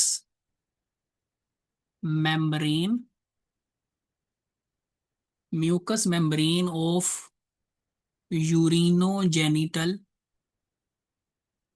जो ट्रैक्ट होगा, यूरिनोजेनिटल ट्रैक्ट, यूरेथ्रा के लिए हम ये वर्ड यूज करते हैं, उससे फीमेल्स के अंदर ये हम बात कर रहे हैं। ठीक है, फीमेल्स के अंदर आई इन्फेक्शन हो सकता है टू द डेवलपिंग बेबी, या ड्यूरिंग डिलीवरी जो है ये हो सकता है।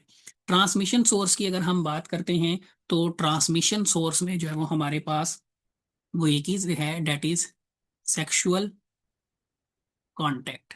ठीक है, और ट्रीटमेंट में अगर हम देखते हैं तो इसके लिए एंटी, चूंकि बैक्टीरिया की वजह से होती है तो इसके लिए एंटीबायोटिक्स जो हैं वो रिकमेंड की जाती हैं। इसमें पेंसिलिन आमतौर पर यूज होती है। ठीक है, पेंसिलिन है, ये ब्रॉड स्पेक्ट्रम है, एंटीबायोटिक्स हैं, टेट्रासाइक्लिन है, लॉन्ग मेडिकेशन जो है वो आमतौर पर रिक्वायर्ड होती है।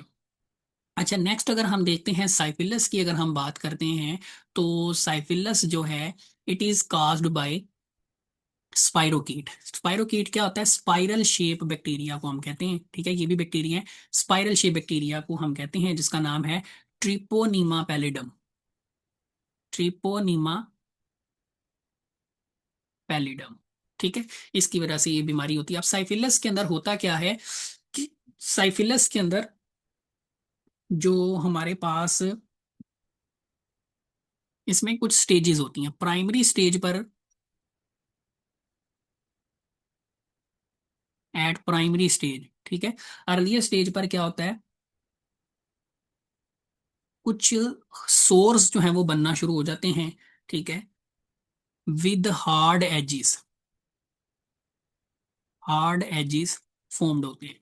जबकि सेकेंडरी स्टेज में क्या होता है, जो नेक्स्ट स्टेज होती है उसमें फिर क्या होता है, सेकेंडरी स्टेज में जो है अगर हम मेंशन करें तो सेकेंडरी स्टेज में क्या होगा, रैशेस जो हैं ऑल ओवर द बॉडी जो है वो बन जाएंगे, rash all over the body जो है वो बनना शुरू हो जाते हैं।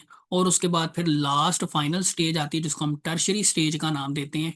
अब टर्शरी स्टेज में क्या होता है जी, टर्शरी स्टेज के अंदर जो है नर्वस सिस्टम, ठीक है, नर्वस सिस्टम, आईज, बोन्स और इवन के जो जॉइंट्स हैं, ठीक है, वो डैमेज होना शुरू हो जाते हैं। स्किन भी इवन जो है वो अफेक्टेड होती है। काफी खतरनाक बीमारी, इसमें बॉडी के जो ऑर्गन्स हैं वो क्या होना शुरू हो जाते हैं, डैमेज होना शुरू हो जाते हैं। अल्टीमेटली जो मोड ऑफ ट्रांसमिशन है वो वही होगा, डेट इज सेक्सुअल कॉन्टैक्ट, क्योंकि ये सारी की सारी जो डिजीजेस हैं वो क्या हैं, हमारे पास सेक्सुअली ट्रांसमिटेड डिजीजेस हैं। अच्छा, इसके लिए भी चूंकि बैक्टीरिया की वजह से होती है तो अल्टीमेटली इसके लिए भी एंटीबायोटिक्स जो हैं, ट्रीटमेंट जो है वो रिक्वायर्ड होगा। दैट रिक्वायर्स लॉन्ग टर्म, ठीक है, long term antibiotic treatment required होगा। नेक्स्ट अगर हम बात करें जिनाइटल हर्पस की, तो ये बीमारी एक वायरस की वजह से होती है जिसका नाम है जी हर्पस सिंप्लेक्स, ठीक है। और इसकी जो टाइप होगी that is type 2, herpes simplex type 2 जो है ये काज करेगी। सिम्टम्स में अगर हम देखते हैं तो सिम्टम्स में क्या होगा, जो जिनाइटल्स हैं, ठीक है, जिनाइटल्स के अंदर जो है वो इन्फेक्शन होगा, ठीक है, जिनाइटल्स के अंदर इन्फेक्शन होगा, सोरनेस हो जाएगी, जिनाइटल्स में इन्फेक्शन होगा, सोरनेस काज होगी। इसके अलावा आइस और सेंट्रल नर्वस सिस्टम जो है, जो न्यू बॉर्न बेबीज होंगे, इन्फेंट्स जिनको हम कहते हैं, उनमें डैमेज होने का जो है वो खतरा होगा, ठीक है। अच्छा, से अल्टीमेटली मोड ऑफ ट्रांसमिशन हम देखते हैं तो मोड ऑफ ट्रांसमिशन जो है वो अगेन वही होगा, डेट इज अगेन जो है सेक्सुअल कांटेक्ट होगा। ट्रीटमेंट की अगर हम बात करें तो चूंकि वायरल डिजीज वायरस की वजह से हो रही है तो एंटी वायरल जो है ट्रीटमेंट यहाँ पर रिक्वायर्ड होगा, डेट इज जिसमें हमारे पास जोवरिक्स है, ठीक है, और वाल्ट्रेक्स है। इसके ये मेडिकेशन जो है वो रिक्वायर्ड होगी। उसके बाद एड्स पे आ जाते हैं, जो हमने ए सेलुलर लाइफ के अंदर भी इसको डिस्कस किया हुआ है। ये बीमारी वायरस की वजह से होती है, ठीक है, that is called HIV virus, human immunodeficiency virus. और इसमें अल्टीमेटली हमने पढ़ा था, इसमें क्या होता है, इस बीमारी के अंदर जो इम्यून सिस्टम है, ठीक है, इम्यून सिस्टम या आप कह लें इम्यून सेल्स जो हैं, जैसे टी हेल्पर सेल्स हमने पढ़े थे, वो क्या होना शुरू हो जाते हैं, डैमेज होना शुरू हो जाते हैं, डिस्ट्रॉय होना शुरू हो जाते हैं, जिससे बॉडी का जो इम्यून सिस्टम है वो वीक हो जाता है, ठीक है। अल्टीमेटली इसका भी जो मेन जो रीजन है वो यहाँ पे सेक्सुअल कांटेक्ट है। इसके अलावा सिरिंजीज, कंटेमिनेटेड सिरिंजीज जो है वो भी हमने डिस्कस की थी। ट्रीटमेंट की बात करें तो इसका जो ट्रीटमेंट है वो अभी तक जो है वो हमारे पास नहीं है, इसका कोई प्रॉपर जो है वो क्योर नहीं है। अलबत्ता हमने पढ़ा था कि एंटी रेट्रोवायरल जो थेरापी है, इसको इस्तेमाल करके जो है वो हम क्या कर सकते हैं, कुछ हद तक जो पेशेंट की जो लाइफ है या पेशेंट के अंदर जो इम्यून सेल्स के डैमेज होने के जो परसेंटेज है उसको हम कम कर सकते हैं। मतलब लॉन्ग लाइफ के लिए जो है, प्रोलॉन्ग इफेक्ट के लिए पेशेंट में सिम्टम्स को जो है वो कम करने के लिए, जो है डिक्रीज करने के लिए जो है वो हम एंटी रेट्रोवायरल थेरेपी का यूज करते हैं। तो बेसिकली ये एक तरह से सिम्टम्स को कुछ टाइम के लिए जो है वो क्या कर देती है, रोक देती है, लेकिन ये प्रॉपर जो है वो ट्रीटमेंट नहीं है। अब हम करेंगे, चैप्टर तो हमारा कंप्लीट हो गया, अब हम क्या करेंगे, इससे रिलेटेड जो MCQs होंगे उनको हम क्या करेंगे, कवर करेंगे। चलिए, चैप्टर तो हमने कंप्लीट कर लिया है। अब हम स्टूडेंट क्या करेंगे, चैप्टर टॉपिक से रिलेटेड जो उनके रिलेटेड जो MD कैट में MCQs आ चुके हैं, अब हम उनको वन बाय वन जो है वो कवर करेंगे। सबसे पहला MCQs हमारे पास ये है कि जो फर्स्ट हमारे पास, the first cell produced by repeated cell division of germinal epithelium of testis, testis के अंदर जो जर्म सेल्स होते हैं उनके डिवाइड करने से सबसे पहले जो है वो कौन से सेल्स बनते हैं, तो वो हमारे पास बनते हैं स्पर्मेटोगोनियम, ठीक है, जिससे आगे मियोसिस होती है, प्राइमरी स्पर्मेटोसाइट, सेकेंडरी स्पर्मेटोसाइट बनते हैं। नेक्स्ट है जी, which of the following hormone is essential for successful production of sperms, sperms की सक्सेसफुल प्रोडक्शन के लिए कौन सा हार्मोन जो है वो जरूरी है। तो स्टूडेंट हमारे पास जो हार्मोन है वो है जी टेस्टोस्टिरोन, ठीक है, यहाँ पे मेंशन नहीं है, टेस्टोस्टिरोन हार्मोन जो है डेट इज इंपॉर्टेंट।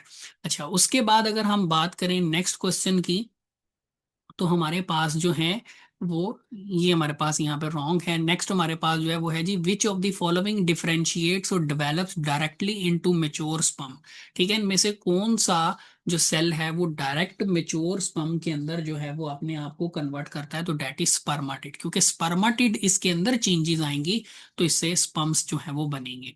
नेक्स्ट हमारे पास है स्पर्मेटोगोनिया डिफरेंशिएट डायरेक्टली इनटू। तो स्पर्मेटोगोनिया अपने आप को किस में कन्वर्ट करता है? स्पर्मेटोगोनिया से में होगी मियोसिस वन, और मियोसिस वन के बाद जो है ये किस में कन्वर्ट होगा? It convert into primary spermatocyte. उसके बाद है what is the location of interstitial cells. तो टेस्टिस में इंटरस्टिशियल सेल्स कहाँ पे पाए जाते हैं? तो ये हमने पढ़ा था बिटवीन सेमिनिफरस ट्यूब्यूल्स, या आउटसाइड सेमिनिफरस ट्यूब्यूल भी आप वर्ड यूज कर सकती हैं। नेक्स्ट है जी, in human testis which structure is responsible for carrying sperm from inside the testis. ठीक है, तो वो हमारे पास जो है वो कौन सा था? हमने डिस्कस किया था वैज एफ्रेंशिया या वाजा एफ्रेंशिया भी इसको पढ़ते हैं। ठीक है, टेस्टिस से स्पर्म्स को बाहर लाने में कौन सी डक्ट्स रिस्पॉन्सिबल होती हैं? वो है वैज एफ्रेंशिया। नेक्स्ट है all of the following are parts of male reproductive system except. तो सर्विक्स यहाँ पर आएगा। सर्विक्स जो है ये बेसिकली फीमेल रिप्रोडक्टिव सिस्टम का जो है वो पार्ट है। नेक्स्ट है ड्यूरिंग स्पर्मेटोजेनेसिस, स्पर्म्स की प्रोडक्शन के दौरान dash which are haploid cells eventually mature into spermatozoa and sperm. याद रखिएगा स्पर्म्स के लिए जो सेकंड नेम हम यूज करते हैं वो है स्पर्मेटोजोआ। तो कौन से सेल्स जो हैप्लॉइड भी होते हैं और अपने आप को मैच्योर करके कन्वर्ट करते हैं स्पर्म्स में? तो वो है स्पर्माटिड्स। स्पर्माटिड्स हैप्लॉइड होते हैं और यही अपने आप को फिर किसमें कन्वर्ट करते हैं? स्पर्म्स के अंदर जो है वो कन्वर्ट करते हैं। फीमेल रिप्रोडक्टिव सिस्टम से रिलेटेड अगर हम एमसीक्यूज देखें तो पहला एमसीक्यूज है the fertilization of ovum takes place in proximal part of oviduct. ठीक है, ओविडक्ट का जो शुरू वाला हिस्सा होता है उस प्रोक्सिमल कहते हैं शुरू वाला हिस्सा, और इसको हमने क्या नाम दिया था स्टूडेंट्स? इसको हमने नाम दिया था एम्पियोला का।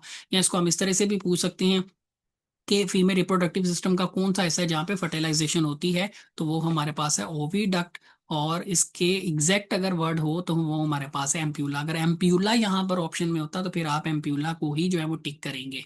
नेक्स्ट है at which month of, next जो हमारे पास है वो है at which month of pregnancy the human embryo is refer to as fetus. तो वो है थर्ड मंथ। ठीक है, बेसिकली ये जो टॉपिक है जो हमारे वैसे सिलेबस का हिस्सा नहीं है, बर्थ उससे रिलेटेड है। थर्ड मंथ के बाद जो है वो हम उसको फीटस की टर्म नाम जो है वो देते हैं। नेक्स्ट है ओगोनिया जो है they are produced in germ cells of. Ultimately ovary के अंदर जो जर्म सेल्स होते हैं उससे ही जो है वो क्या होते हैं? ओगोनिया बनते हैं। नेक्स्ट है सेकेंड मियोटिक डिवीजन, मतलब मियोसिस टू जब होती है इन सेकेंडरी oocyte कहाँ तक होती है? हमने पढ़ा था मेटाफेज तक होती है, उसके बाद वो क्या होती है? रुक जाती है। ठीक है, उसके बाद है नेक्स्ट है uterus open into vagina through. तो वो होता है सर्विक्स के थ्रू ओपन होता है। नेक्स्ट है दी oocyte रिलीज ड्यूरिंग ओवुलेशन।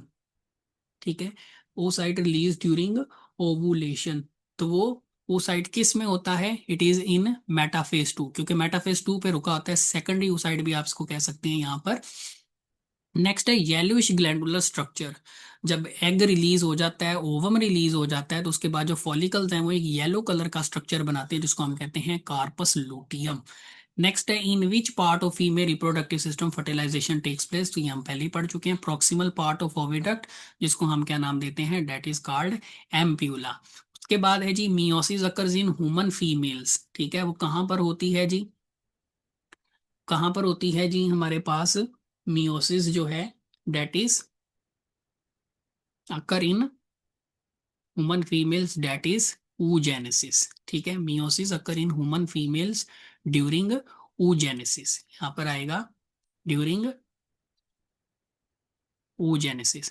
और इसमें हमारे पास जो ऑप्शन आएगा वो है जी गैमीटोजेनेसिस। जब गैमीट बनेगा और उस गैमीट का नाम क्या है? ओवा, तो इसको हम oogenesis कहेंगे। याद रखिएगा ओवा जो है, यहाँ जो ओवम है that is a female gamete, तो इसलिए यहाँ पर हम oogenesis नहीं है तो गैमीटोजेनेसिस आ जाएगा।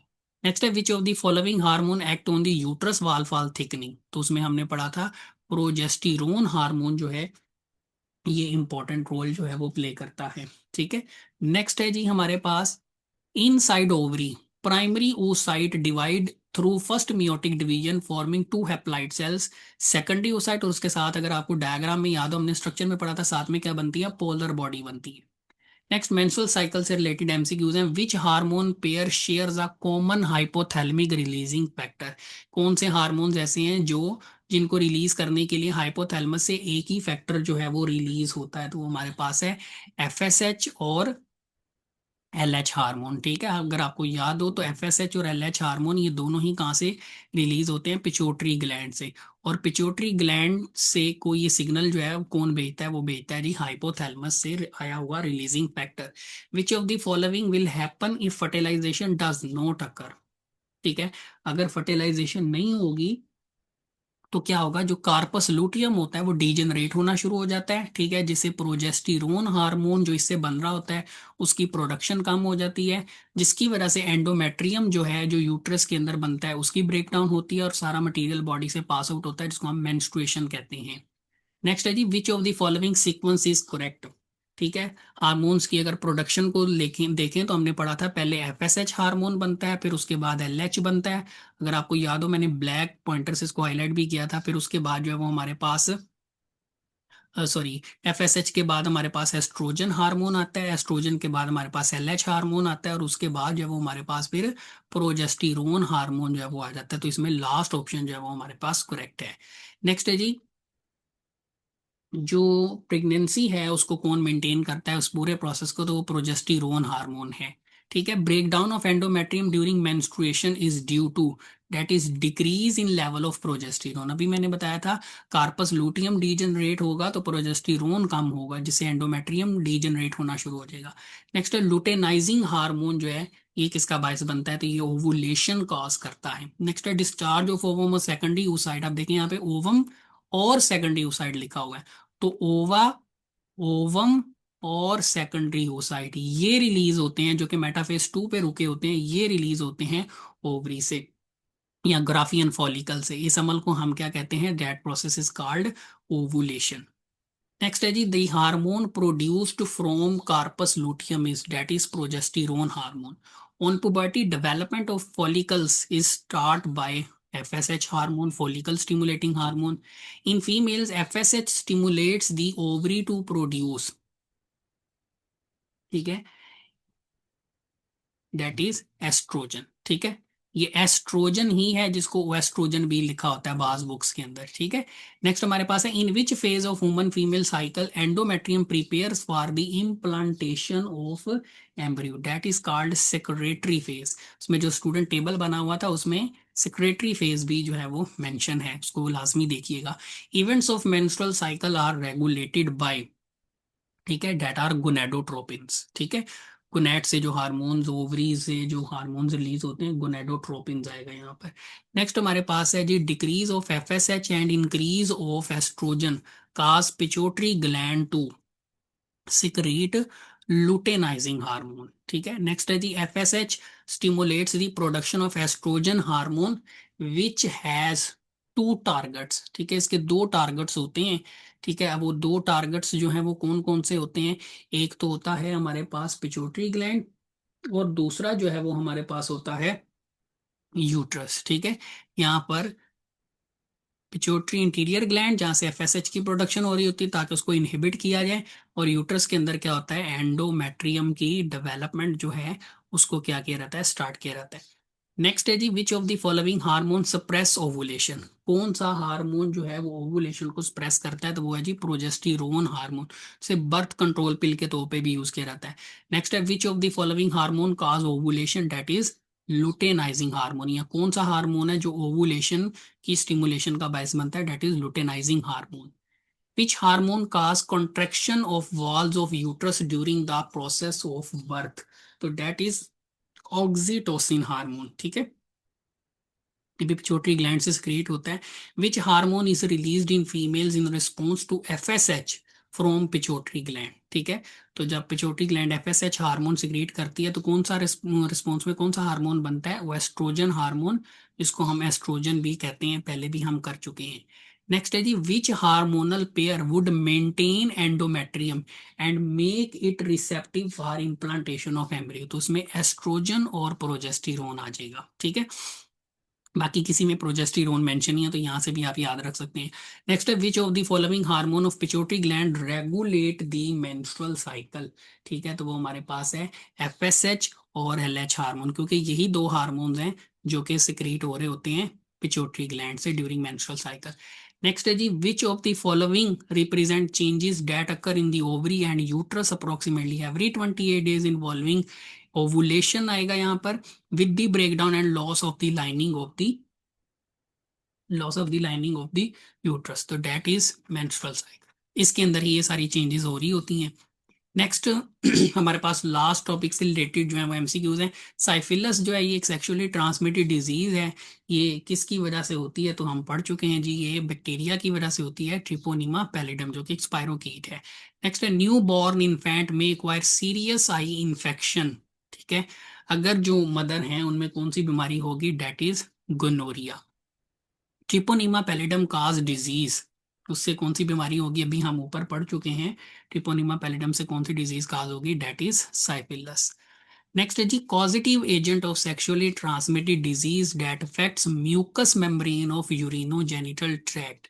तो उसका पॉजिटिव एजेंट हमारे पास कौन सा होगा, ये हमने पढ़ा था, ये बीमारी होगी गोनोरिया। और गोनोरिया किसके जरिए होती है, ग्राम पोस्टी बैक्टीरिया निसीरिया गोनोरिया के जरिए। नेक्स्ट है, transmission of Neisseria gonorrhoea is best describe by which of the following route. तो उसके लिए जो है डेट इज, क्योंकि सेक्सुअल कॉन्टैक्ट था तो हम यहाँ पे डिस्कस करेंगे। Syphilis is caused by spirochete. ठीक है, AIDS is caused by virus that is called HIV virus. Next है जी, साइफिलस जो कि एक सेक्सुअली ट्रांसमिट डिजीज है, इसमें कौन कौन से जो पार्ट्स हैं वो डैमेज होते हैं, तो इसमें हार्ट जो है वो भी डैमेज हो सकता है। Which of the following disease is sexually transmitted, तो इसमें हमारे पास एड्स जो है वो करेक्ट आंसर में हमारे पास जो है वो आ जाएगा। अच्छा, यहाँ पर हमारे पास जो है ये चैप्टर जो है वो कंप्लीट होता है। इससे रिलेटेड हमने एमसीक्यूज जो पास्ट पेपर में एमटी कैट में आ चुके थे वो भी हमने सॉल्व कर लिए।